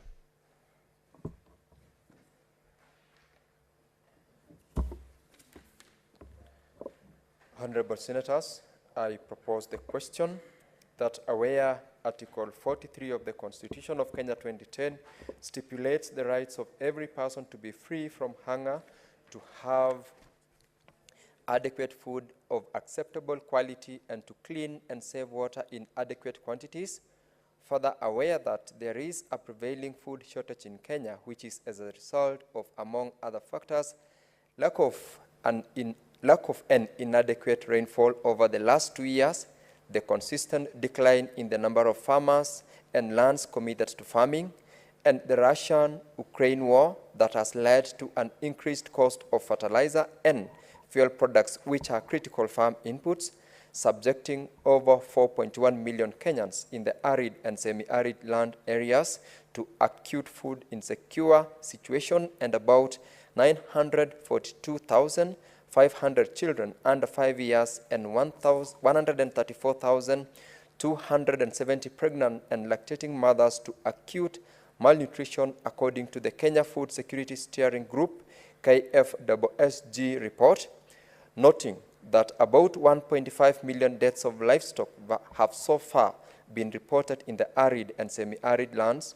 and that the situation is expected to be dire in light of expert projections that we may miss the normal cycle of rain expected in October, November, and December 2022, and that this could be the worst drought we have experienced in 40 years. Concern that the country is recording incidences of conflict between crop farmers and pastoralists over the scarce resource of water and pasture, which results in the destruction of crops and deaths of livestock, further exacerbating the food crisis, and that the challenge of food shortage is now spreading to areas previously presumed to be rain-rich, such as Mount Kenya, whose residents are now relying on government emergency food supplies. Now, therefore, the Senate urges the Minister of Agriculture and Livestock Development to develop targeted policy programs aimed at addressing the food insecurity in the country, including the following. 1, coordinate with county governments to establish strategic grain reserves across the country, with drought-stricken areas receiving priority. 2, develop livestock feeding programs in ASAL regions, providing water and feeds to the livestock farmers. 3, coordinating with the National Drought Management Authority to do quarterly reports to the Senate on the drought situation in the country. 4, subsidize agricultural production. And 5, establish abattoirs in ASAL counties, and further recommends that the National Treasury and Economic Planning increases funding to the National Drought Disaster Fund. Honorable Senators, I call upon you to make contributions to the motion.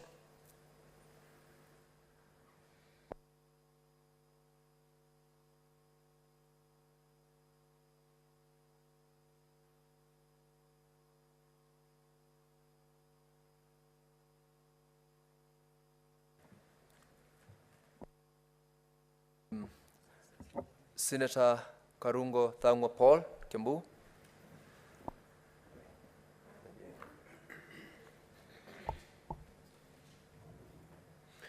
Thank you very much, Mr. Speaker. I rise to support the motion. And Mr. Speaker, if you remember very well, in 2020, the country was invaded by locusts. And it is said that those insects consumed food that 35,000 people could consume in a day. Mr. Speaker, if we trace back the reason why our people are hungry, that is one of the factors that contributed to what we are going through today. Mr. Speaker, I believe the current government is putting measures to curb hunger. And I know they have embarked on a zero hunger agenda by, 1, providing relief food to the areas that are affected. And we have seen the government distributing food, although not enough, but it has distributed food to some areas in this country. Number 2, Mr. Speaker, immediately the cabinet was sworn in, they approved a cabinet paper on GMO. Mr. Speaker, contrary to what so many people think, GMO has been used in so many countries as one way of mitigating hunger, Mr. Speaker, because it reduces the cost of production. By reducing the cost of production, Mr. Speaker, farmers are able to farm examples of the crops like corn, soybean, and of course rice, Mr. Speaker. So when the government approved the use of GMO in this country, it opened the doors for us to discuss this issue and as a House come up with laws or regulations so that we can control the use of this genetically modified food. So, Mr. Speaker, I do believe that the government is working very hard to make sure nobody dies because of hunger. And I would want to ask this House to support the government. Because, Mr. Speaker, we cannot say that what is being done in 28, 29 countries is wrong. Other countries are using genetically modified food, Mr. Speaker, just to fight hunger. This kind of food, Mr. Speaker, and I know that is the motion that will be discussed later on, Mr. Speaker, they reduce the usage of pesticides, Mr. Speaker. And when you reduce the use of pesticides, you reduce the cost of production. When you reduce the cost of production, you increase production, hence getting the farmer something to his pocket. So, Mr. Speaker, I support and I urge the government to add on to those measures that they have put in place and put more to make sure that nobody dies from hunger. Mr. Speaker, we also understand agriculture is devolved, and county governments are mandated to develop, to grow, and to support sustainable agriculture. Mr. Speaker, I urge the Committee on Agriculture to invite the county executives for them to come before this House to explain what measures they are putting to make sure the people or our people do not die from hunger, Mr. Speaker. Mr. Speaker, we understand so many county governments, the only thing they do is to give fertilizer, Mr. Speaker. And why do they do that? It's because some of them, Mr. Speaker, they have made it a kind of money-making venture, Mr. Speaker. So they only give fertilizer to the farmers. There are no extension officers who go direct to the farmer to see whether they are utilizing the fertilizer well, whether they are growing the crops the way they're supposed to do. And so without those extension officers, Mr. Speaker, we are unable, or the county government is unable to follow up on what the farmer is doing, to know exactly whether the inputs that they have given to the farmers they are put in place or they're used well. So, Mr. Speaker, I urge this must be a collaboration between the national government and the county government, and more so the county government that is mandated that agriculture is devolved in full. So I support, Mr. Speaker, the government to come with policies to curb hunger. Thank you. Thank you very much, Honorable Arungutangwa. The Honorable Wamatinga Wahome, Nyeri. Thank you very much, Mr. Speaker, sir. I also like to support. Mr. Speaker, sir, we know that every country is supposed to have what you call strategic food reserve that's supposed to meet the needs of its population whenever the circumstances like the ones we've been facing the last couple of months comes to fore. However, we know that there was an, there was an oversight on the side of the national government. As much as agriculture is a devolved function, the responsibility of maintaining a strategic grain reserve is vested with the national government. This was overlooked, and moving forward, Mr. Speaker, sir, I think this is one of the things that we should ensure. And as much as agriculture is a devolved function, and we say that as a Senate we should take the responsibility of unbundling the functions that have been devolved and making sure that they go to the county government, we must also ensure that county governments also come up with a strategic plan on how they'll be maintaining their strategic reserves. Mr. Speaker, sir, it is an open secret that the problem we face in this country is actually not drought, but mismanagement of the logistics to preserve the post-harvest food that whenever we enjoy a bumper harvest. If you walk into the county of Nyandarua today, and partly in the county of Nyeri, some of it, a big 110 kilogram sack of carrot is being sold at a throwaway price. What we have failed as a government to do is to embrace value addition and to extend the life of post-harvest over the foodstuffs that we do harvest. If we work on the technology that is currently and readily available in the world, we should be able to preserve some of these foods that go to waste after harvest. I would want to give the example of countries like Holland, which harvest tomatoes, and they're able to preserve them to be used like 3 years later. If we embrace that kind of technology, Mr. Speaker, sir, then we will not have some parts of the country going hungry.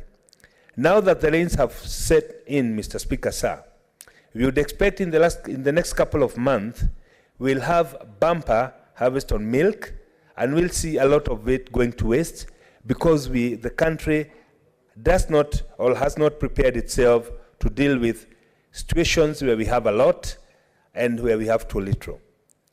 Counties like Uasin Gishu right now, they are harvesting maize, but we are embarking on importation of the same.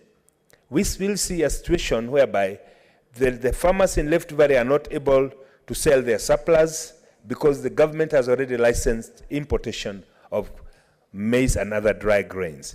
Therefore, Mr. Speaker, sir, I think we have a duty as a House and a mandate, as a Senate, to get back to the county governments as we do what Senator Karungo has said, telling the CEC's agriculture to explain to us what they are doing.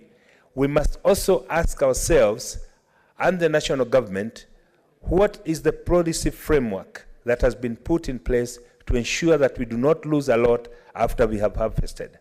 If we do that, Mr. Speaker, sir, we will not only start agro-processing, but we will also ensure that Kenyans would not go hungry. On the issue of modifying the kind of seeds that we put on the ground, it is known to everybody, it is in the public domain that the climate has changed a lot. Therefore, Mr. Speaker, sir, we also need to adopt technologies that go with the changing times.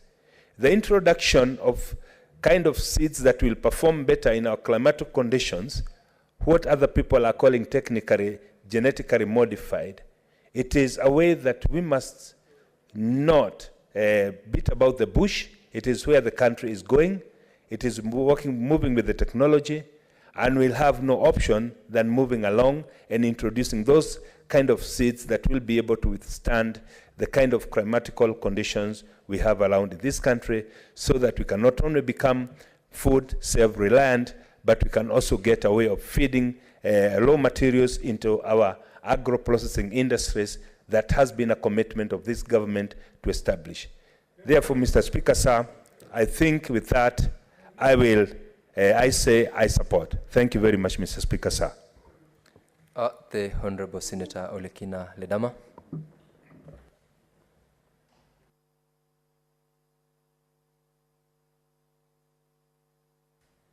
Mr. Speaker, thank you. I rise to support this motion by the distinguished Senator Monfire.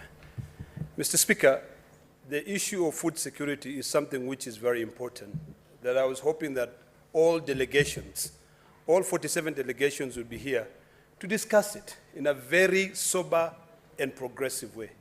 Mr. Speaker, we know the problem and we know the solutions. But because we are greedy and because we don't care to think about future generations, we don't give a hoot in hell.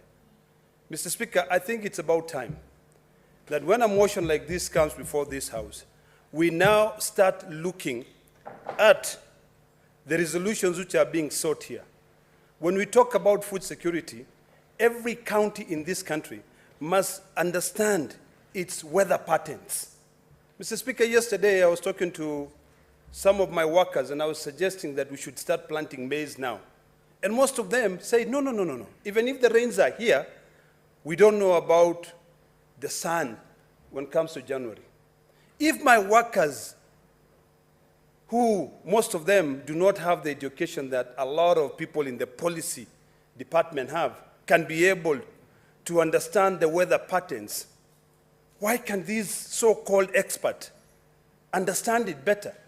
Mr. Speaker, this issue of food security is something that we now, as a country, unless we are prepared to starve to death, and sometimes I wonder, is it because that we can afford to dress very nicely, wear expensive suits, drive fancy cars, that we don't care about the people in Turkana, that we don't care about the millions of people in this country who are currently starving? When you read from a motion like this, that over 950,000 pregnant mothers are now facing malnutrition, what do you think about the future of this country?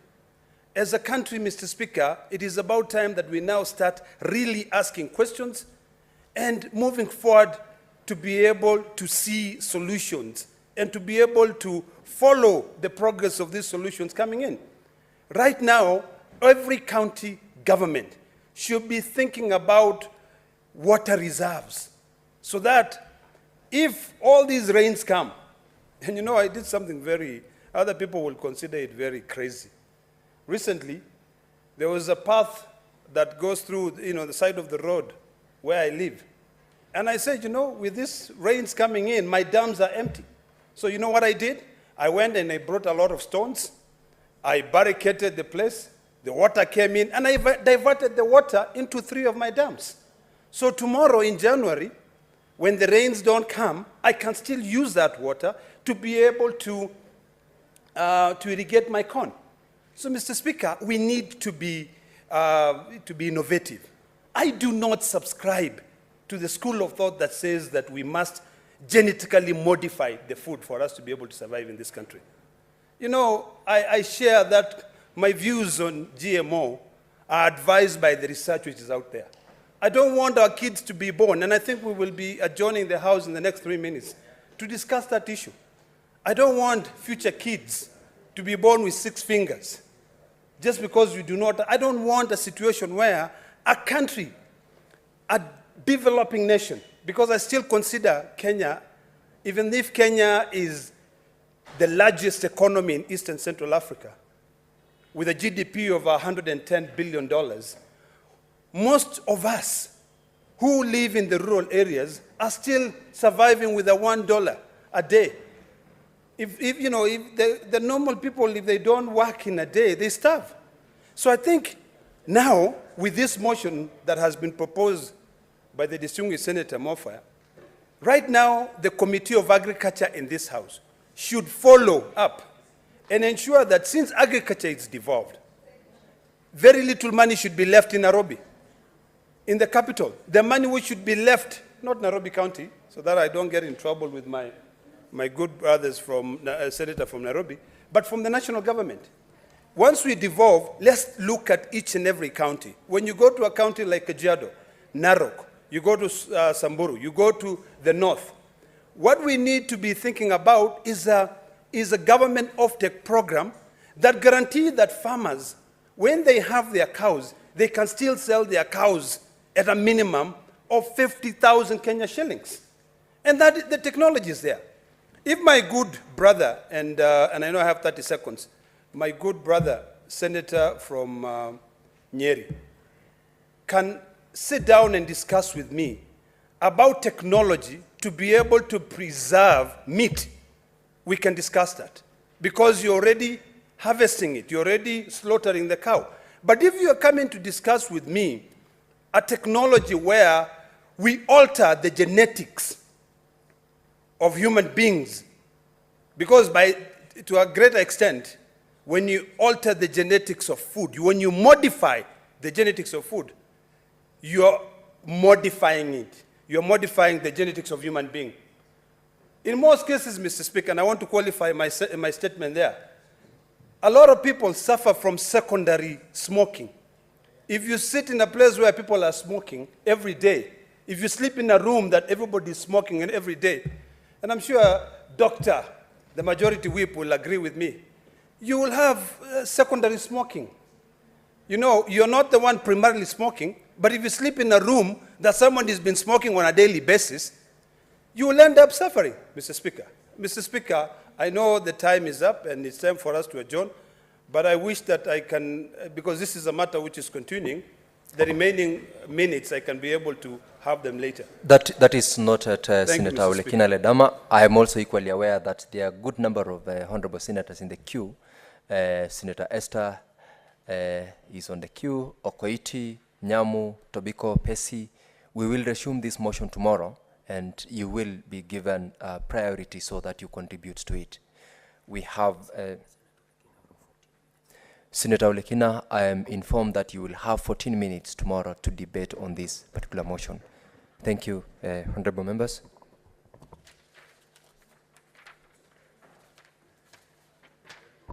And members, you are aware that it is now 5:30. There was an appointed time by the honorable speaker to discuss the motion that had been sought by the honorable Senator Madzayo. And I would like to request you to proceed and move your motion. It's now 5:30.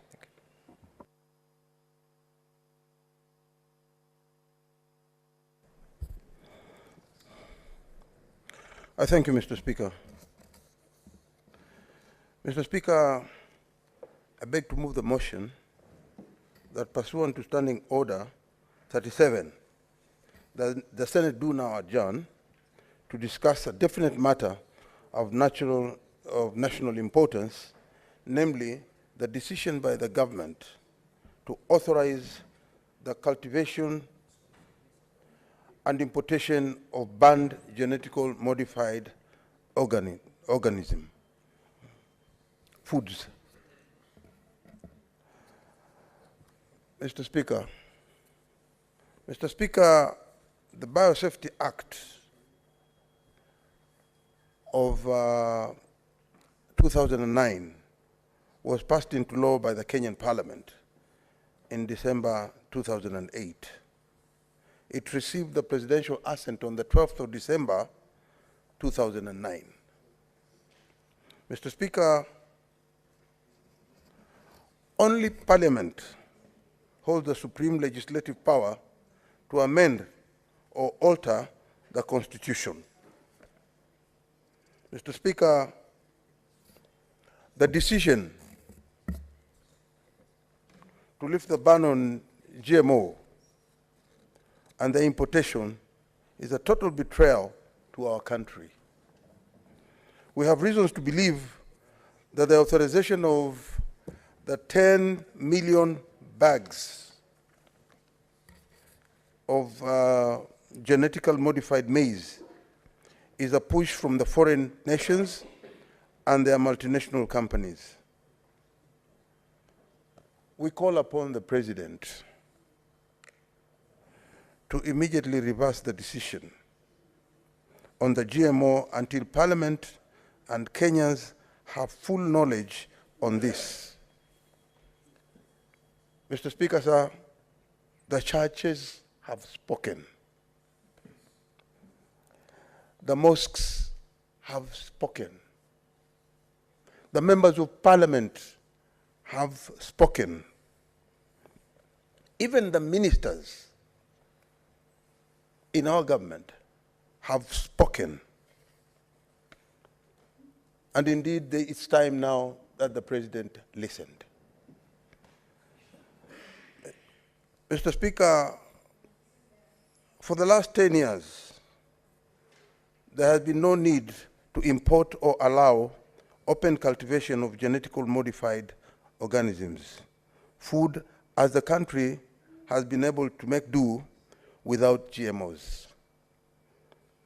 Our farmers have continued to produce the bulk of Kenya's maize supply, and the deficit of an average of 10 million bags per year has been supplemented through trade with our neighboring countries, mainly Tanzania and Uganda, that are GMO-free.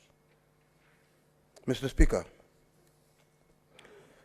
the reasons why we say no to GMOs is the lack of public participation. You will note that, Mr. Speaker, that the decision was reached without public consultation. And the views of the public were not considered in the decision to lift the ban, which curtails the freedom of Kenyans to choose what they want to eat or what they don't want to eat.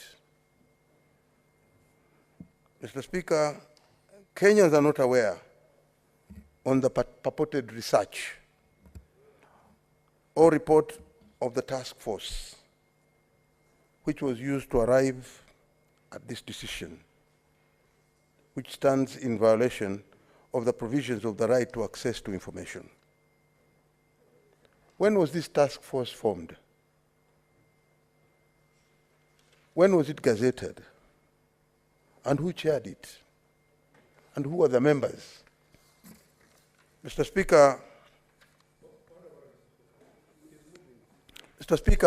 there have been researches on GMOs. What is your which have intervention, shown increased resistance to antibiotics. Mr. Speaker, the leader of the minority knows very well that the standing orders are against a member moving a motion by reading a document.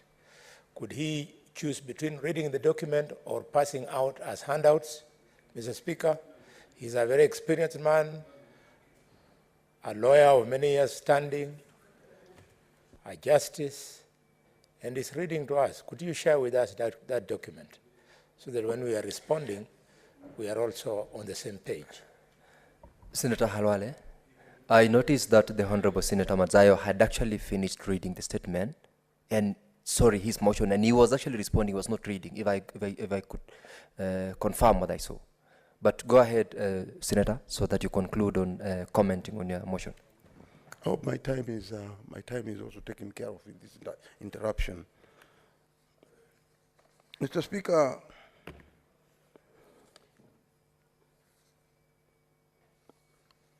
agriculture, as we are aware, in this country, is the mainstay of more than 60% of the Kenyans. The Speaker, Kenyans right now eat ugali. And it's going to be extremely dangerous, Mr. Speaker, if ugali now will be mixed with something else, that Kenyans themselves will find themselves in such a difficult situation. In the sense that, Mr. Speaker, you'll notice that particularly on issues of diseases, there is going to be a lot of resistance on antibiotics. Similarly, there is possible links to cancer and reproductive of malnutrition. Mr. Speaker, our social economic concerns on this are based on the fact that Kenyans rely on one particular foodstuff, which is maize. And I think I went to my brother, Senator Kalwale's house in Kakamega one time, and we ate a lot of ugali and chicken. Now I'm wondering if this ugali which were given by Senator Kalwale was with GMO, then I don't know whether some of us would have been men. He's a bullfighter and a man also, so I believe. So, Mr. Speaker, finally, I want to say we have what we call the National Biosafety Authority, which is there to regulate GMOs. This authority, which is the body vested with this kind of responsibility, it lacks the scientific facilities to either tell whether these are the seeds are safe or not safe. So all we are saying is that we need full disclosure on this. Mr. Speaker, I want to conclude and say that the people of Kenya would like to have a discussion on this. And we want to call upon the government to reinstate that ban, which will include the public participation, and also I want to emphasize that we have very capable institutions in this country which could also have been consulted or can be roped in, and that is Kenyatta University of Agriculture. We have Jack Watt. We have Egerton College. We have the University of Nairobi College of Agriculture and Veterinary Science, the Kenya Seed Company, who have for a long time, there have been bodies that have the capacity, and we know them, and they can tell the Kenyans exactly what is the issue with these GMOs. Mr. Speaker, all I would like to say or emphasize is that Kenyans would like to have full disclosures and full participation on the discussion with regards to GMOs. Otherwise, GMOs will render this country to have infertility, to have a lot of scientific issues that I think would be good for the human body. I thank you, Mr. Speaker. And Mr. Speaker, I would like to call my brother, Ledama Olekina, to second. Senator Ledama Olekina, you have got 5 minutes to second and discuss this motion. Yes. Yes. We need to change the standing orders, Mr. Speaker. Mr. Speaker, I'll try to be very brief and to the point. And I want Kenyans out there to listen to me. I want them to give me an ear. Because this afternoon, I'm here to plead with Kenyans not to allow the importations of GMO into this country. Mr. Speaker, Kenya is the largest economy in East and Central Africa, with a GDP of 110 billion. Kenya currently relies on neighboring countries to be able to supply products, buy products from them. We have so many counties, Mr. Speaker, which borders Uganda, and you know there's a lot of crops that come from Uganda, and subsequently there's a lot of products that leave Kenya to go to Uganda. Tanzania is equally the same. Mr. Speaker, if you go to London today and you open a fridge, you will find all vegetables coming from Kenya.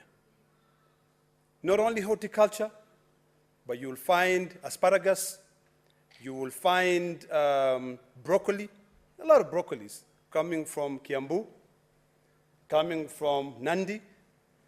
You will also find what they call mishiri, or French beans, coming from Narok, Nyandarua County.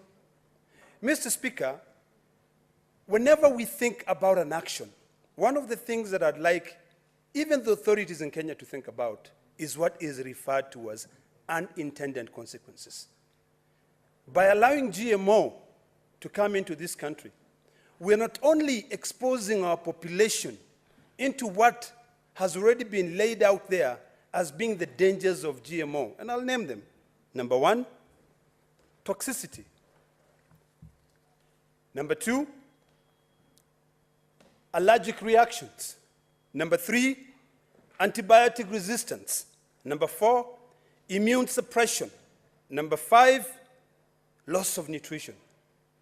Mr. Speaker, I'm holding a piece of corn here, maize, that we all enjoy.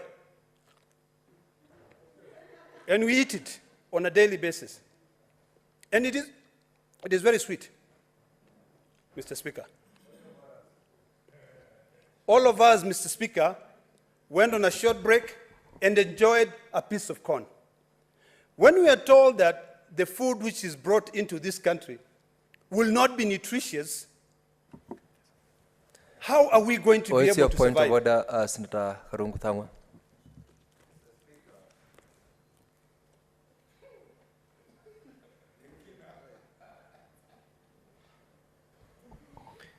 Mr. Speaker, is the senator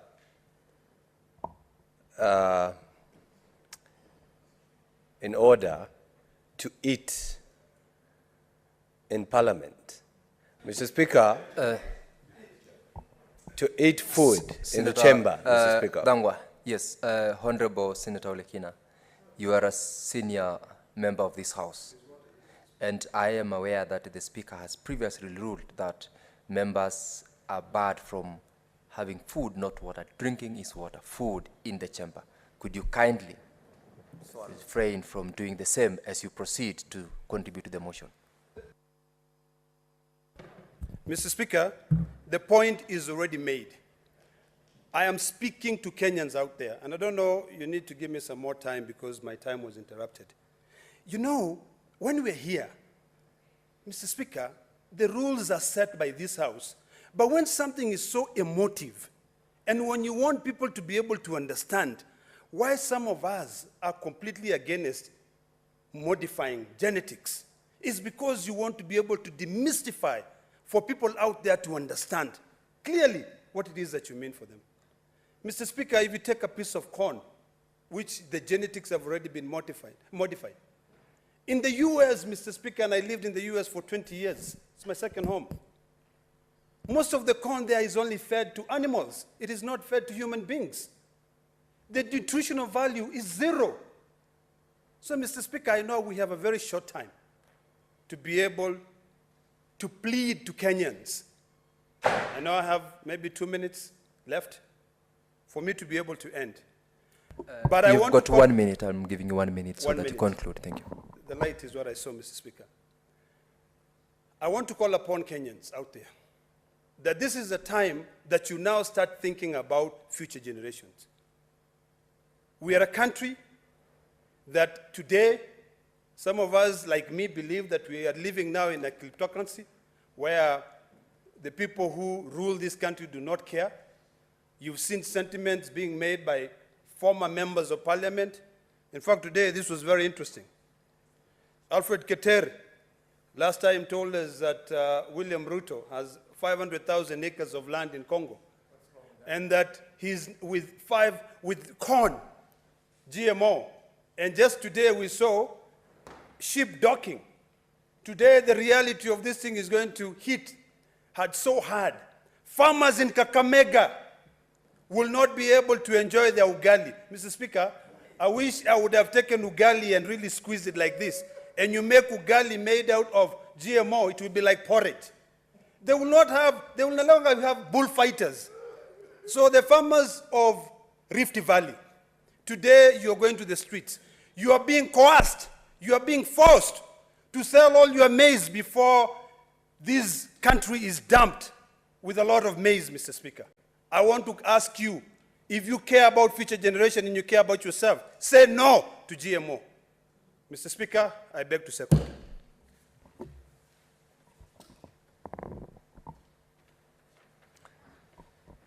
Honorable Senators, I now put the question that pursuant to Standing Order 37, the Senate do now adjourn to discuss a definite matter of national importance, namely the decision by the government to authorize the cultivation and importation of banned genetically modified organism, that is GMO foods. Honorable members, I now open up the contribution, and each senator is to utilize 5 minutes to discuss on this particular matter. The Honorable Senator Boni Halwale, Kakamega. Thank you. Thank you, Mr. Speaker. Mr. Speaker, the debate on the floor this afternoon requires that we demonstrate leadership, not to cause panic in the countryside amongst the populace. It is true that the president has expressed himself on the issue of GMO, and therefore those who want to play politics by making him look bad should keep the populace away from it. I speak with maximum authority, honorable members, because I'm not only a scientist, but I am specifically trained in medical science. Scientists are ethical people, and the common denominator, Mr. Speaker, of science, research, and technology in this area, Mr. Speaker, is that only desirable strains are expressed agriculturally out of research that are harmless to the people. That is the common denominator. And the GMO that is in question, leader of the minority, I beg you, let's not make people panic. The GMO that is in question is based on the following things, that research. That when you're growing maize, you have a challenge of the pests, you've got to fix them. Then the herbs that grow along with the maize, you fix them. Then you have the pesticides and the herbicides that you use. So when scientists are doing this research, they make sure that the product that comes out is resistant to pests and resistant to herbicides. And that's exactly what the GMO has done. It has brought out a strain that is resistant to pests and herbicides. That's all. And I swear, you can do your reading. There is nowhere in the world, not one place, where ill effects of GMO have been reported in any population anywhere in the world. What's your point of order, Senator Olekina?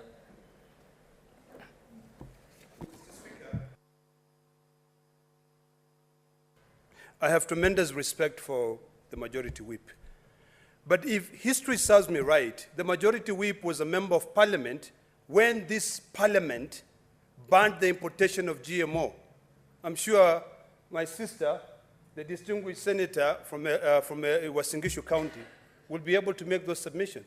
Mr. Speaker, the African Union banned the importation of GMO in this country. Well, is the majority whip in order to lie to the public or to deceive the public that there's nothing that has been found to be wrong? If the African Union itself, and he was a member of this House.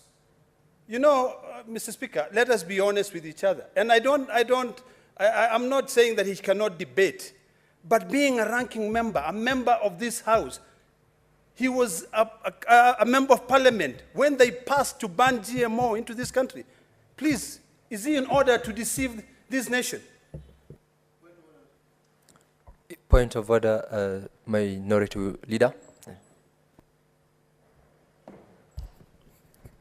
Mr. Speaker, is it in order to say, the senator that I respect so much from Kakamega, and we've been together for a long time, to say that I have caused panic? To who? Is it in order to say that? I listened to the Honorable Senator Halwale, and for purposes of Olekina's point of order, he spoke as a trained scientist. To the extent that he's making his contribution to what is normally input in what he termed as strains in developing of certain products. But Senator Halwale, you may proceed noting those orders.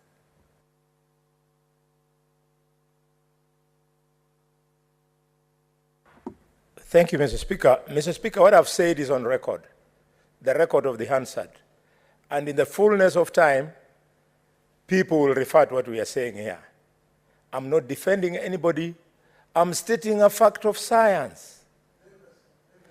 A fact of science.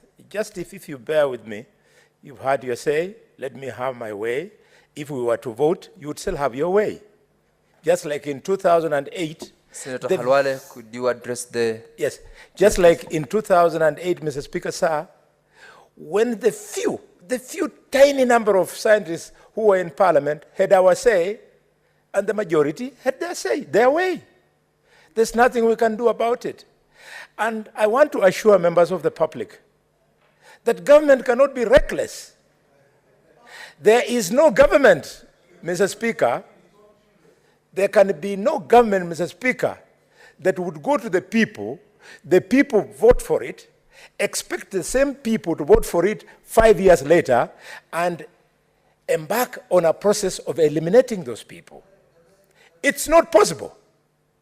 Mr. Speaker, sir, I beg members of this House, and I have nothing against what you believe in, but believe in me. Senator Madzayo, what is your concern again?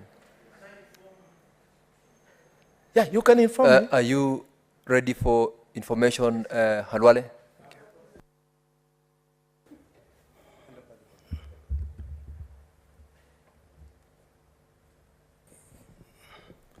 Mr. Speaker, I want to inform my brother and a very close friend of mine, the bullfighter, that in one of those sittings, Senator Orengo, James Orengo, who was here in the other session of the Senate, he stated very clearly that the laws we pass here, or the decision that we make here, if we do them because we are in power, then the same laws can come back to haunt us. And therefore, he appealed for people to have sober approach to every decision they make in the Senate. And if I can quote him, he said, this very government you are protecting so much, so jealously, comes back to eat its own at one stage. And you are eaten at some stage, I believe. Mr. Speaker, that's the information I wanted to pass. So he should not actually support a situation which he knows very well as a medical doctor, that he'll have people become infertile. You know, we'll have dysfunctionings of some areas, and you're aware of it as a medical doctor, that this GMO will cause a lot of harm to men, particularly men. They will cause a lot of harm. Young people like the Senator of Kiambu will suffer the consequences. He might not even have 6 children the way you have. He might end up with the one child that he has, and he won't get any other child. So I want to request, or I want to inform my brother that. Thank you. Thank you for the information, but it looks like you are a poor student. The Honorable Senator Orengo was referring to a statement of literature, i.e., revolutions eat their own children. So when you want to apply facts of science, keep away from the drama of literature. Mr. Speaker, the people who are opposing this motion have a right to do so. But don't forget, you are being driven by conspiracy theories. As recently as a few months ago, this country was abound with conspiracy theories about the corona vaccine. We were told all manner of things. I have been vaccinated 4 times. My wives have been vaccinated, my children have been vaccinated, many people in Kakamega have been vaccinated. I'm yet to meet a woman who has grown a beard because she got the corona vaccine. I'm yet to meet one of my sons growing breasts for the same reason, or losing their libido, Mr. Speaker. Mr. Speaker, conspiracy cannot advance science.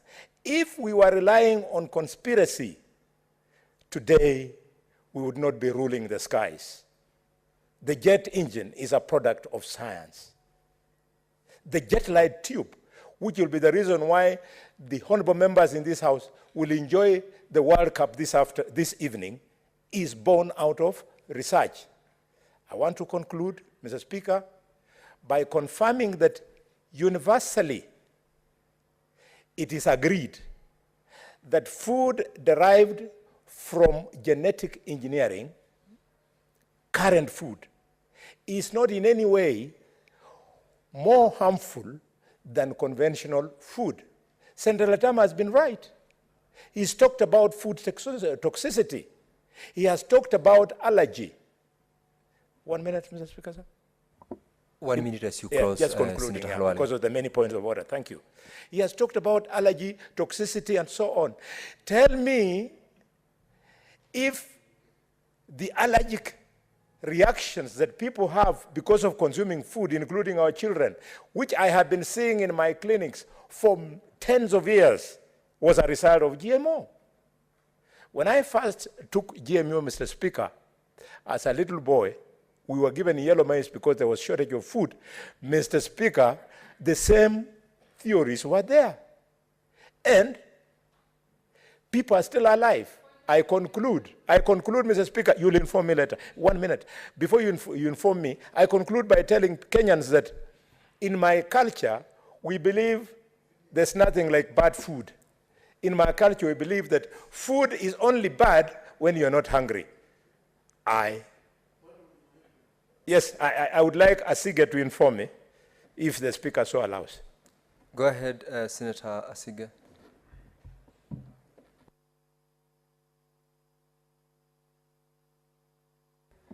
You're not yet on the mic.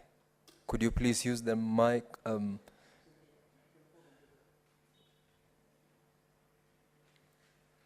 The mic is being brought to you, Senator. Oh, okay. Go ahead now. Thank you. Thank you so much, Mr. Speaker. Just a point of information to distinguished Senator for Kakamega.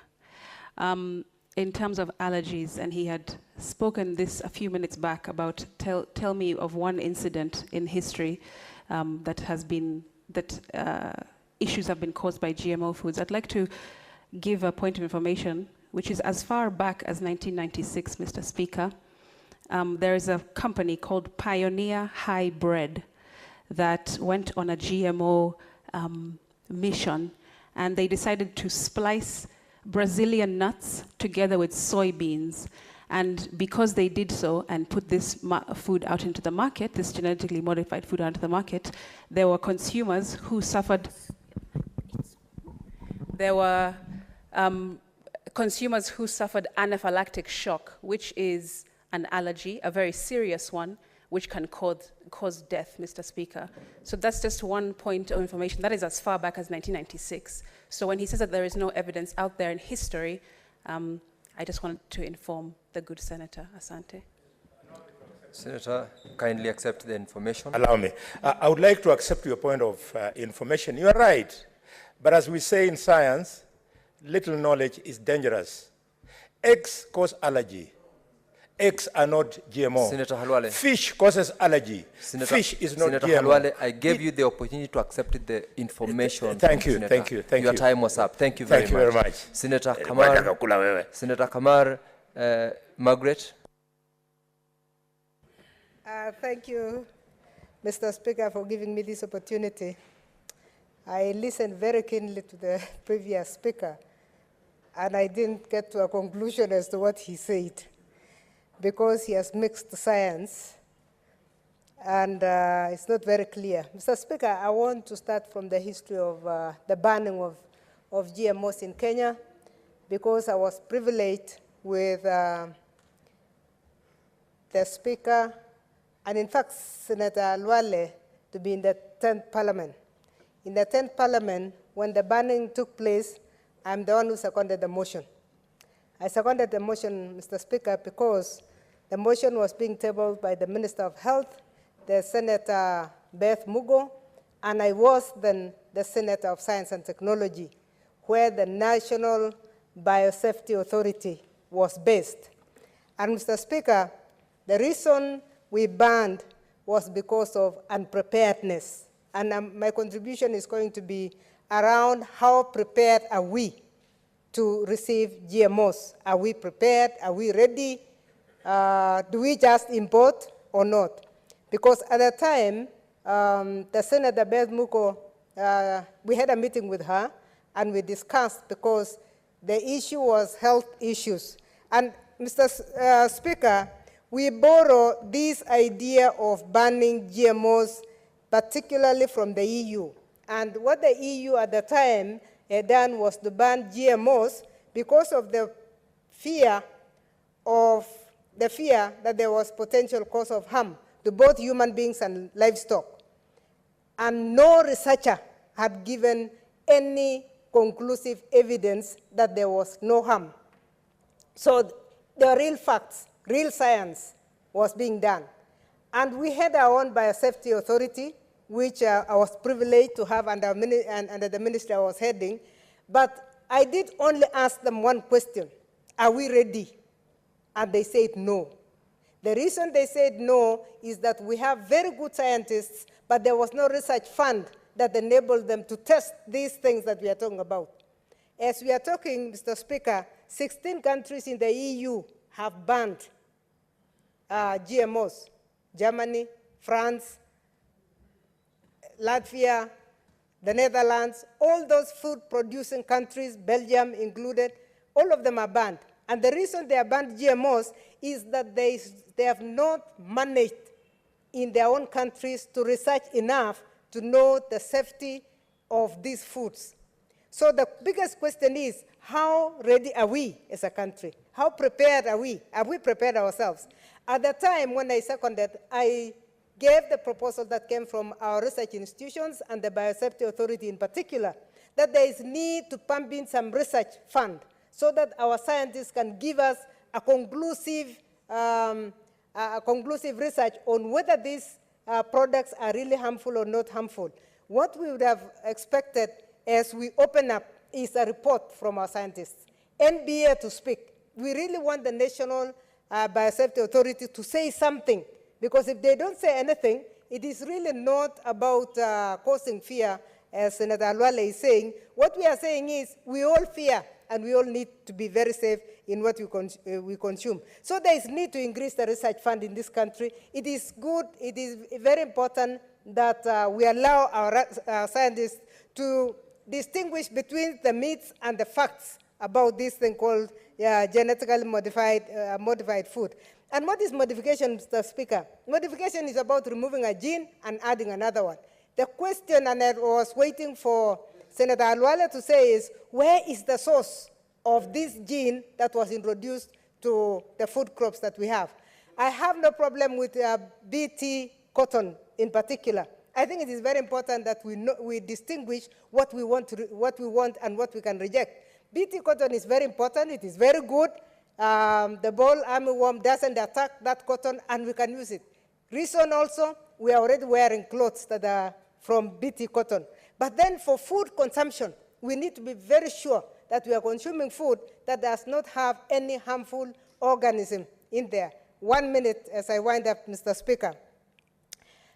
We need to be very clear that what we consume is really good, and we must think about that. But there are two other areas that we must look at, and that is what Senator Olegina mentioned. Our export, currently, Kenya exports fresh produce to Europe, to the same 16 countries. The minute we say we have GMO, this will be stopped. So the implication is going to be bigger than we think. Lastly, the right to choose what you want to eat. Even in the US, where GMOs are consumed, when you go to the shelves, any supermarket, and we actually asked, as minister at that time, I asked our ambassador to go to the supermarket and give us evidence. And he took photos. When you are in the supermarket in the US, they label what is GMO and what is not GMO, and leave it to you to choose what you want to eat. And in fact, he said, you go to the supermarket and GMO food is full on the shelf, while the shelves where the food is organic are empty. So it means also they have a right. So finally, Mr. Speaker, it is very important that Kenyans also get to choose. So the right to choose must be in our NBA law, so that even when we introduce GMOs, we should label our food. We should be able to label and to put it in the market for anybody who wants to consume. Mr. Speaker, 5 minutes is a terrible short time, but I thank you. Thank you, Honorable Kamar, for your contribution. I want to urge the honorable members to stick to the time because the interest in this motion is heavy, and I would be happy if everyone else got the opportunity who has expressed the interest to do so. Kindly, let's keep to the 5 minutes time, and we shall thereafter from here be very strict. We will just clock on at the click of the 5 minutes. The Honorable Senator Ekinyuri Esther Anyene. Thank you, Mr. Speaker. I would love to contribute to this matter by saying, first, lifting the ban on GMO does not mean in any way that whoever was using GMO food will stop. Those with the luxury of engaging in GMO agriculture and planting and harvesting such kind of food will continue to do so. But as a House representative of the people, we should confront the real facts as they are. Currently, Kenya is not food secure. That's the matter we are dealing with now, which is also, when you remember what Senator Mofaya was actually raising this afternoon on the drought situation. So the truth of the matter is Kenya as a country is not food secure. And this GMO debate we are having is about embracing innovation so that we empower our farmers to also compete with other countries. Zimbabwe and South Africa has been importing and, GMO food. But have they been confronted by the horrors we are talking about in this House? That's something these honorable members should think about.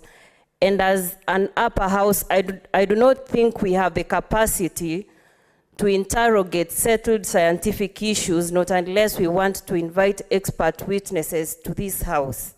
So with those few remarks, Mr. Speaker, I want to also remind these members that Azimio, who are largely complaining that Kenya Kwanza is not doing anything to lower the cost of unga, are the same people who are opposing initiatives being taken by the government to help ordinary people afford the locally available products. Thank you. Senator Mwinyi Haji Mohamed Faki, Mombasa.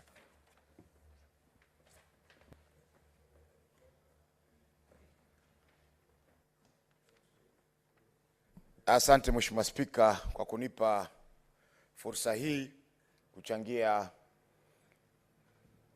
hoja ya Seneta Mazayo kuhusiana na matumizi ya chakula cha GMO ama vyakula vya kisaki kwa Kiswahili sanifu ama vyakula vya viini tete ambavyo waziri ama cabinet secretary wa mambo ya biashara alitangaza juzi kwamba itakubaliwa nchini Kenya. Mheshimiwa Spika, ningejiunga na wenzangu ambao wanapinga uamuzi huo wa waziri wa kuleta vyakula hivi kwa sasa katika nchi yetu ya Kenya. Kwanza kabisa ni kwamba hatujakuwa na yes, what's your point of order, Senator Halwale? Mr. Speaker, ni sahihi Mheshimiwa Seneta kusema kwamba hii vyakula ya GMO iko na viini. Tafadhali kama anamaanisha chembe chembe ambazo zinaweza dhuru atueleze, lakini kutuambia viini atuambie hiyo viini inasababisha ugonjwa gani, Mr. Speaker?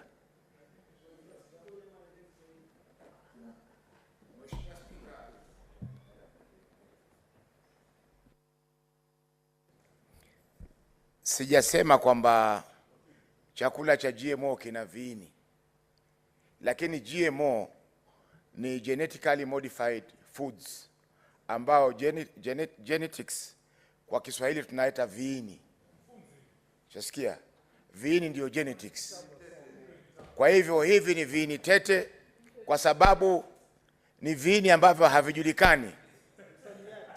Ni viini ambavyo havijulikani vimeundwa kwa misingi gani ndio vikaitwa viini tete? Kwa sababu ni viini ambavyo havikubaliki kisayansi, kwa hivyo ndio inasemekana kwamba ni viini tete. Lugha nyingine ya Kiswahili kwamba vyakula vya kisaki. Kwa hiyo Mheshimiwa Spika, ni kwamba kwa sasa hatuna utaalamu hapa nchini Kenya, na nilimnukuu Profesa Kamar akisema kwamba swala hili lilikuwako mwaka 2012 nafikiri, wakati walipopiga marufuku matumizi ya vyakula hivi. Ni kwa sababu kwamba kulikuwa hakuja kuwa na utafiti wa kisayansi wa kutosha kuthibitisha kwamba vyakula hivi vitakuwa ni salama kwa Wakenya. Na mpaka leo Mheshimiwa Spika, hatujapata utafiti huo wa kuthibitisha kwamba viini hivi ama vyakula hivi vitakuwa salama kwa Wakenya. Mheshimiwa Spika, hapa Kitui kuna wakati fulani ndugu zetu walifariki kwa kula mahindi ambayo yalikuwa yameharibika, ambayo yalikuwa na vile virusi ambavyo mavini vinaitwa aflatoxin kwa Kiingereza, kwa Kiswahili vinaitwa mwabila ama mwabila kwa Kiswahili, Mheshimiwa Spika. Kwa hiyo Mheshimiwa Spika, ni swala ambalo Mheshimiwa Spika ungeomba unilinde, kwa sababu sitaweza kumaliza, nishawashwa taa hapa, point of order zinakuja zikija. Angeniacha nimaliza kuzungumza alafu atapewa fursa nyingine. Mheshimiwa Spika, tunasema kwamba I want to intervene so that we don't just waste much time again. Yes. What's your point of order, Senator Halwale? Mr. Speaker, rekodi ya nyumba hii lazima ionyeshe ukweli. Mheshimiwa anatuambia maana ya viini ni genetics kwa lugha ya Kimombo, na kulingana na kamusi, na naomba ruksa yako Bwana Speaker nisomee hii nyumba maana ya viini. Kulingana na kamusi wameandika kwamba viini ama vijidudu kwa lugha ya Kimombo wakasema manake ni germs in Swahili, ama chombo chochote ambacho kinaleta magonjwa. Mr. Speaker, ni haki mheshimiwa ambaye anajigamba kwamba anatoka kule Pwani kupotosha hii nyumba kwamba viini ni genetics na sisi tunajua ni vijidudu. That is not that, Senator Faki. Could we just, Marzayo?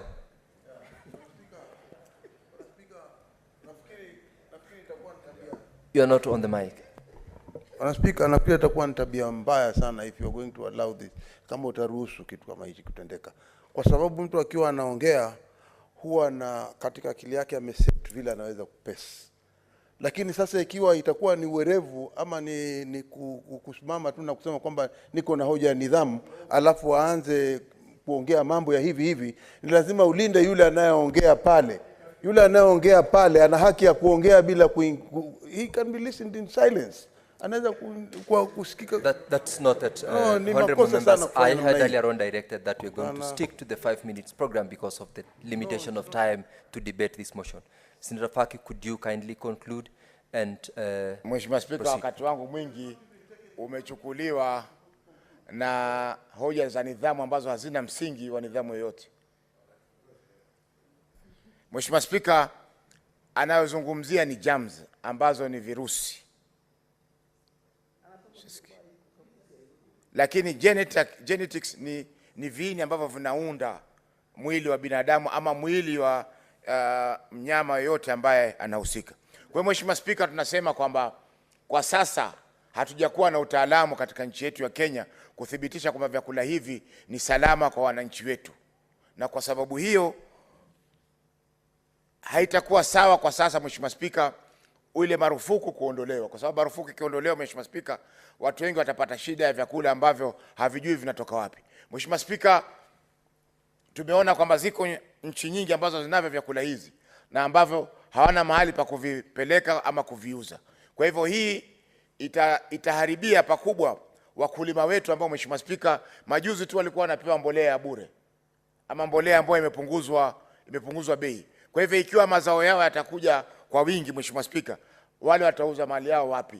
Watauza wapi mazao yao? Kwa sababu ametoa serikali hii ya Kenya Kwanza ama Kenya Kwisha imetoa fursa ya kutoa mbolea kwa bei nafuu kwa wakulima wa mahindi ili waweze kupata vyakula, waweze kuzalisha mahindi zaidi ya ile ambayo wanazalisha kwa sasa. Kwa hiyo Mheshimiwa Spika, ikiwa tutakubali mazao kama haya ambayo yana utata, wale wananchi wetu, wale wakulima wetu, Mheshimiwa Spika, watauza mahindi yao wapi? Ni kweli Mheshimiwa Spika, tuna upungufu wa mahindi, lakini tayari katika East African Community tumeweza kupata mahindi kutoka Tanzania, Malawi, Komesa, Uganda. Kwa hivyo haifai Mheshimiwa Spika kwa wakati huu kuleta vyakula kama hivi ambavyo vina utata vyenyewe kwanza, na pili hatujui madhara yake atakuwa vipi. Mheshimiwa Spika, kwa kumalizia ni kuwa wiki 3 zilizopita nilizungumzia zile dawa za kututumua mwili ambazo wadada wengi wanazitumia kuweza kupanua makalio. Mheshimiwa Spika, hivi vyakula vya kisaki Mheshimiwa Spika, kama hivi vyakula vya GMO Mheshimiwa Spika, vitakuwa na athari kama hiyo ambao Mheshimiwa Spika kwa sasa hatujui, na tayari kuna mkurupuko wa magonjwa ya kansa nchini mwetu. Kuna kansa za koo zimeongezeka, kuna kansa za matiti kwa kina dada Mheshimiwa Spika zimeongezeka, kuna kansa za tumbo kwa watu wengi ambazo wanaume zaidi wanapata athari kama hizo Mheshimiwa Spika. Kwa hiyo kwa sasa tukiruhusu vyakula hivi Mheshimiwa Spika, itakuwa tuhatarisha maisha ya nchi ya Kenya. Na Mheshimiwa Spika, mwisho ni kuwa ilikuwa ni kejeli kwa Waziri Moses Kuria kusema kwamba wananchi wa Kenya tayari wanakufa, kwa hivyo waendelee kufa, hata wakifa na GMO itakuwa hakuna hasara yote Mheshimiwa Spika. Hiyo ni kuonesha kwa Mheshimiwa Spika kwamba hajali maisha ya Mkenya katika nchi yetu. Asante Mheshimiwa Spika. Thank you, the Honorable Senator Faki. Senator Nyamu Karen Njeri.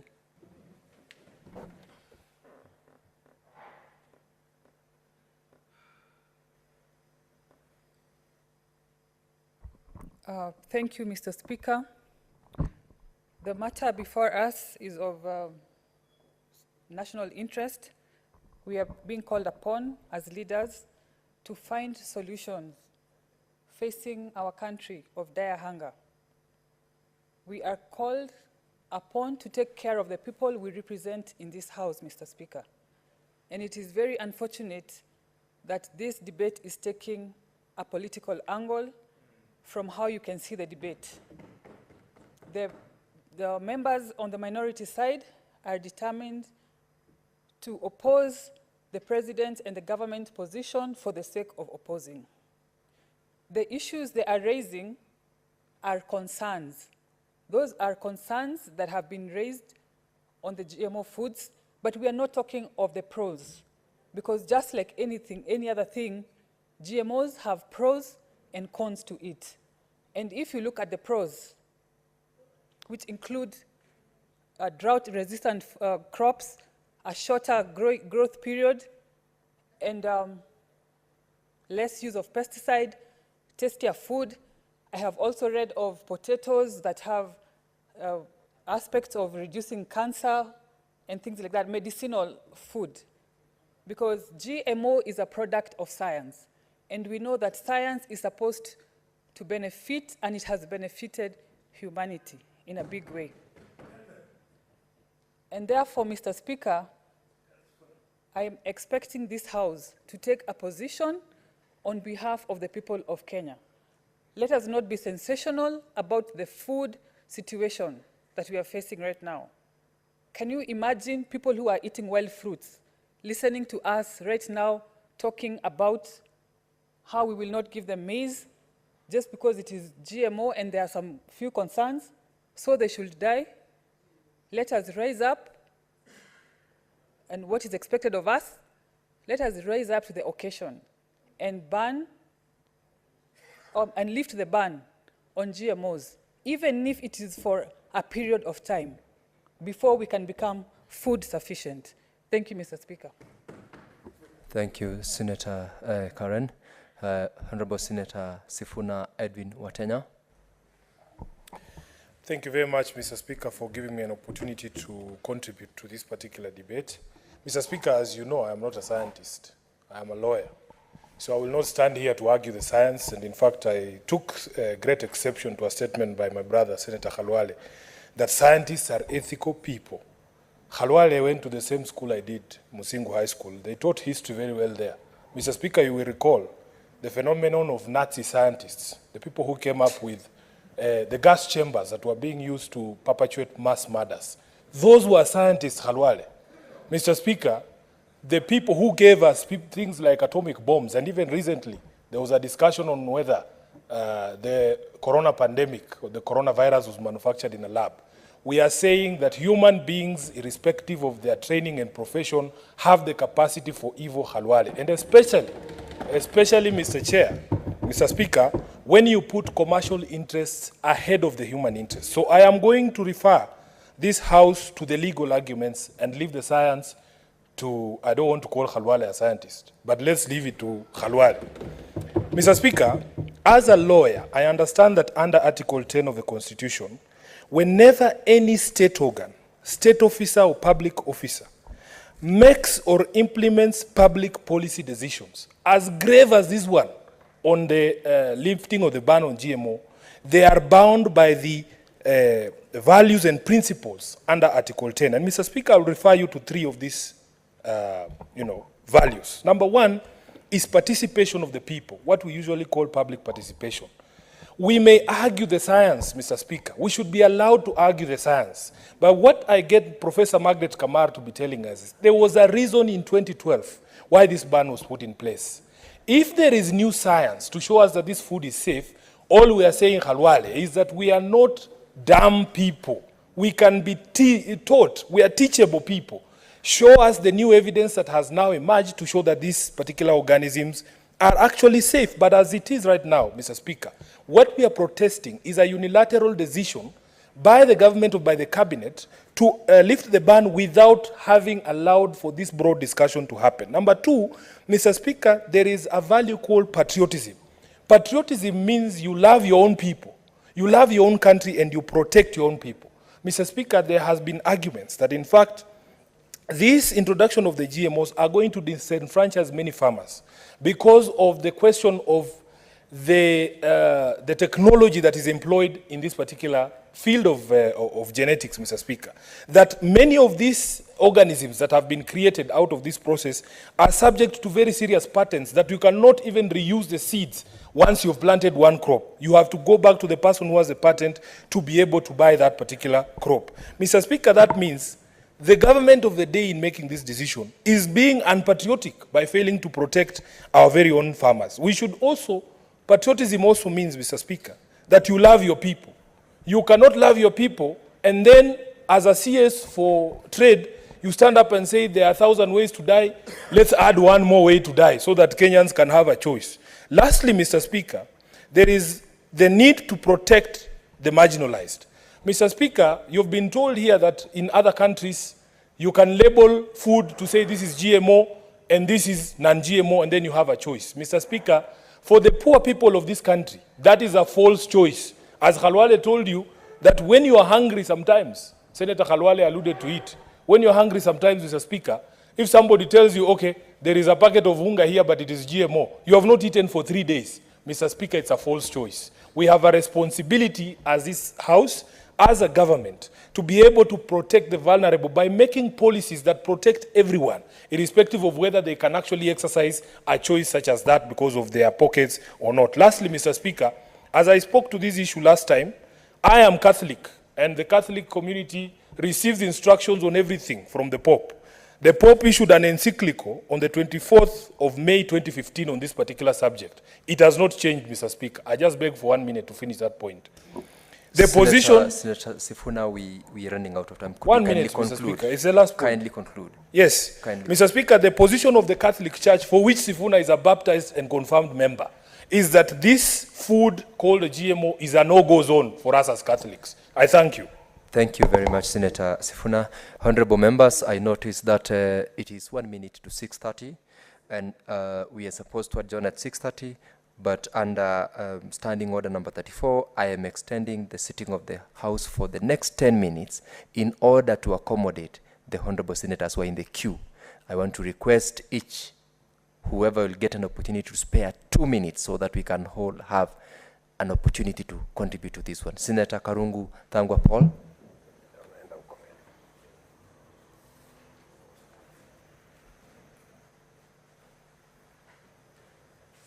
Thank you very much, Mr. Speaker.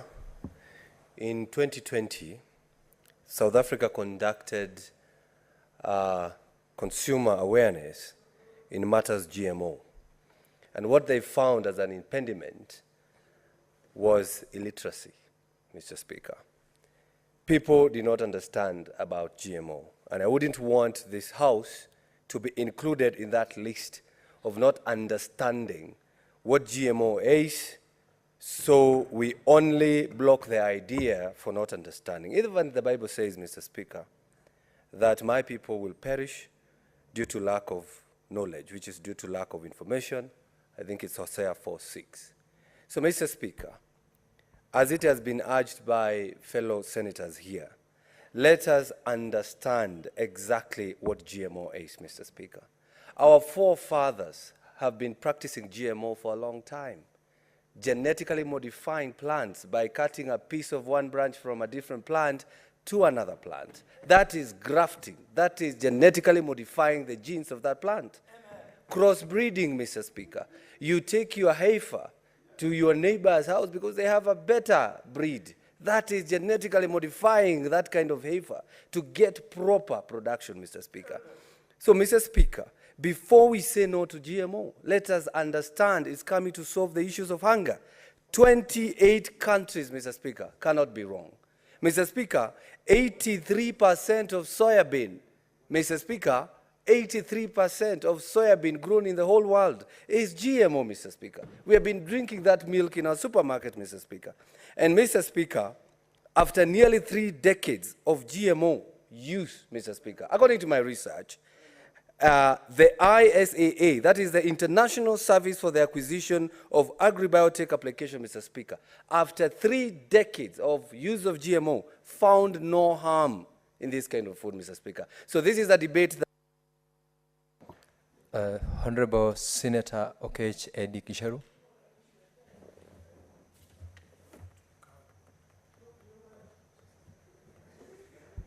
Mr. Speaker, my heart bleeds for my country. Very seriously, because a house such as this, when matters that comes to our existential threats are brought in this house, I don't expect us to suspend our bipartisan nature as a house. When we choose to poison animals and choose to poison plants, we are poisoning ourselves, Mr. Speaker.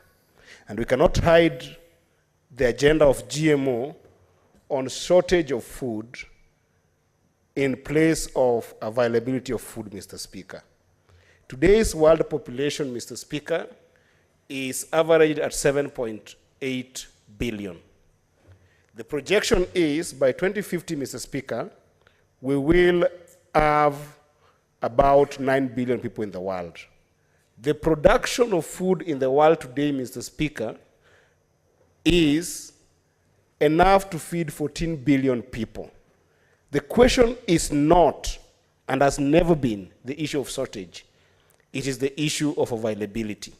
In this country, we have seen, and Senator Bonello is very clear on this, when drought is killing people in the north, we have seen in Kiambu, Kenyans taking their cabbages to give animals because they don't have market access.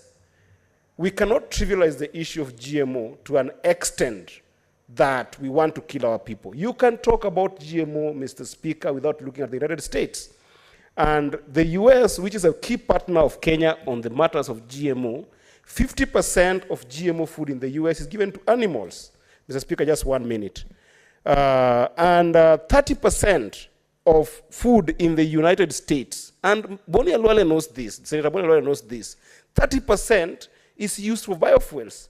8% in the US is used to make the fructose that makes corn syrup, that is basically for processed sweets. And then the rest is exported. There's nowhere in the US that people are consuming this GMO. Senator, your time is up. Senator Wamatinga Wahome. Thank you very much, Mr. Speaker, sir. I'm also surprised by the little knowledge that is in this house. Being an engineer, I want to say process optimization process modification, process re-engineering is actually undertaken to achieve more efficiency. As has been expressed here by Senator Kalungo Dangwa, when you crossbreed animals, you actually modify them genetically. When you do the grafting of plants, you actually modify them genetically. What we are saying here is that we want to get a breed of crop called maize that will do better in Turkana, in Samburu, in Marara, in the dry region.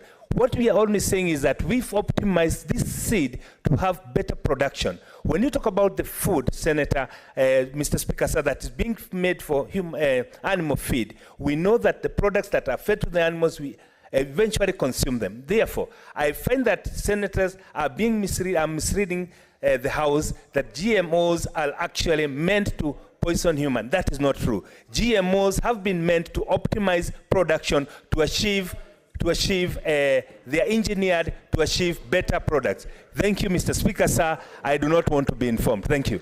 Thank you, Senator Osotsi Godfrey Atieno. Thank you, Mr. Speaker. Mr. Speaker, you know this House is a House of representative of the people. And whatever decision we make here, resolution we make, must resonate with the interests of the people we represent.